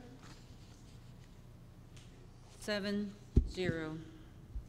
That was budget amendment. C, 8C, approval of tuition rate for pre-kindergarten programs. On page 74 of your packet, we are requesting or asking the board to consider keeping the tuition rate for our pre-kindergarten program at $3,900 a year per student. And these are for individuals that do not qualify under the eligibility requirements set forth by the state. Mr. Arredondo, you had your hand up first? Yes, Ms. Cantu, I would like to make a motion that we approve the tuition rate for our pre-kindergarten program at the amount recommended by staff. I'll second. Ms. Halsey seconds. Any discussion, questions? Ms. I Halsey? just wanted to say that I appreciate very much the staff doing all this research in the background, and I really understand that at this point, it's not feasible to reduce the tuition rate, but I do remain committed to trying to find a way in which we can introduce a sliding scale or make it more accessible for more students as we go forward. So, thank you. Mr. Arredondo? Thank you, Ms. Cantu. This is, I guess, more in regards to what Ms. Halsey's talking about affordability for our pre-K program. I understand that the city of San Marcos, through their various boards and commissions, has a commission tasked essentially with supporting youth and families and their access to education and different wraparound services, and they provide grants yearly, and I think their committee or commission has allotted, I think, $250,000. I could be wrong, don't quote me on that.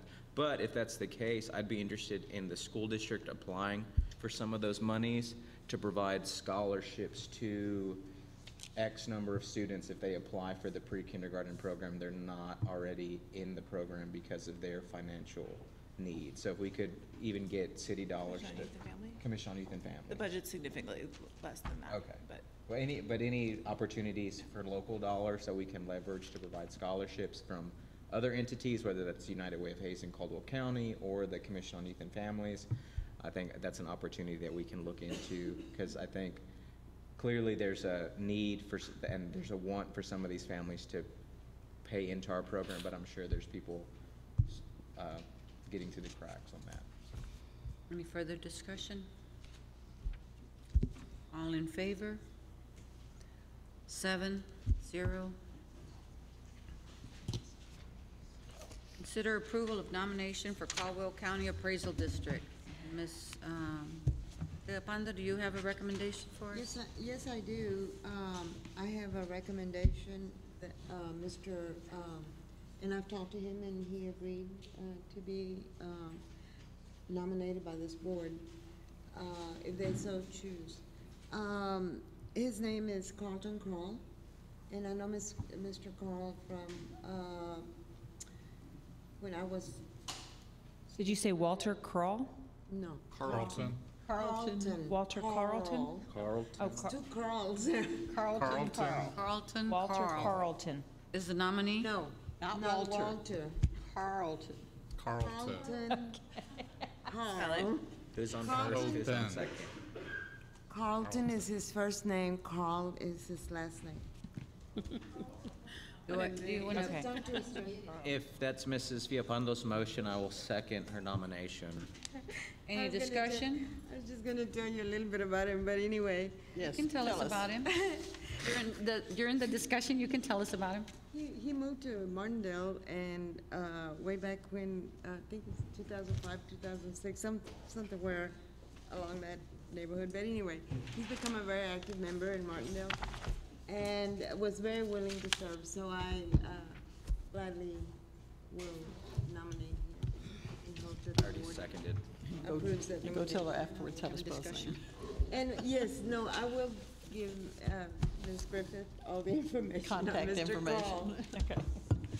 Thank you. Any further discussion or question for Ms. Yapando? All in favor of the motion? 7-0.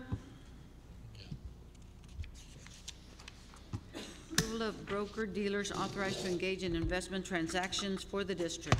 Ms. Cantu, I'm going to make a motion that we approve the broker-dealers as presented by staff and authorize them to engage in investment transactions on behalf of the district. Do I hear a second? Sure. That's okay. Let her have it. Ms. Halsey seconds. Any discussion or question for Ms. Griffith? Questions? I know y'all are packing up already to go. This was recommended by TGA, TCG, and these are the folks that they regularly deal with? Yes, and if other dealers that are approved dealers of the state want to be added to the list, they will add them to the list. I see. And fee-wise, their fee structures are identical? Yes. Okay, thanks. Further discussion or questions? All in favor? 7-0. Do I hear a motion to I adjourn? move that we adjourn. Second. Ms. Hanson moves to adjourn. Mr. McLaughlin seconds. All in favor? And it is 7-0. 41. Just have to yell out. 8:41. If you're going by that.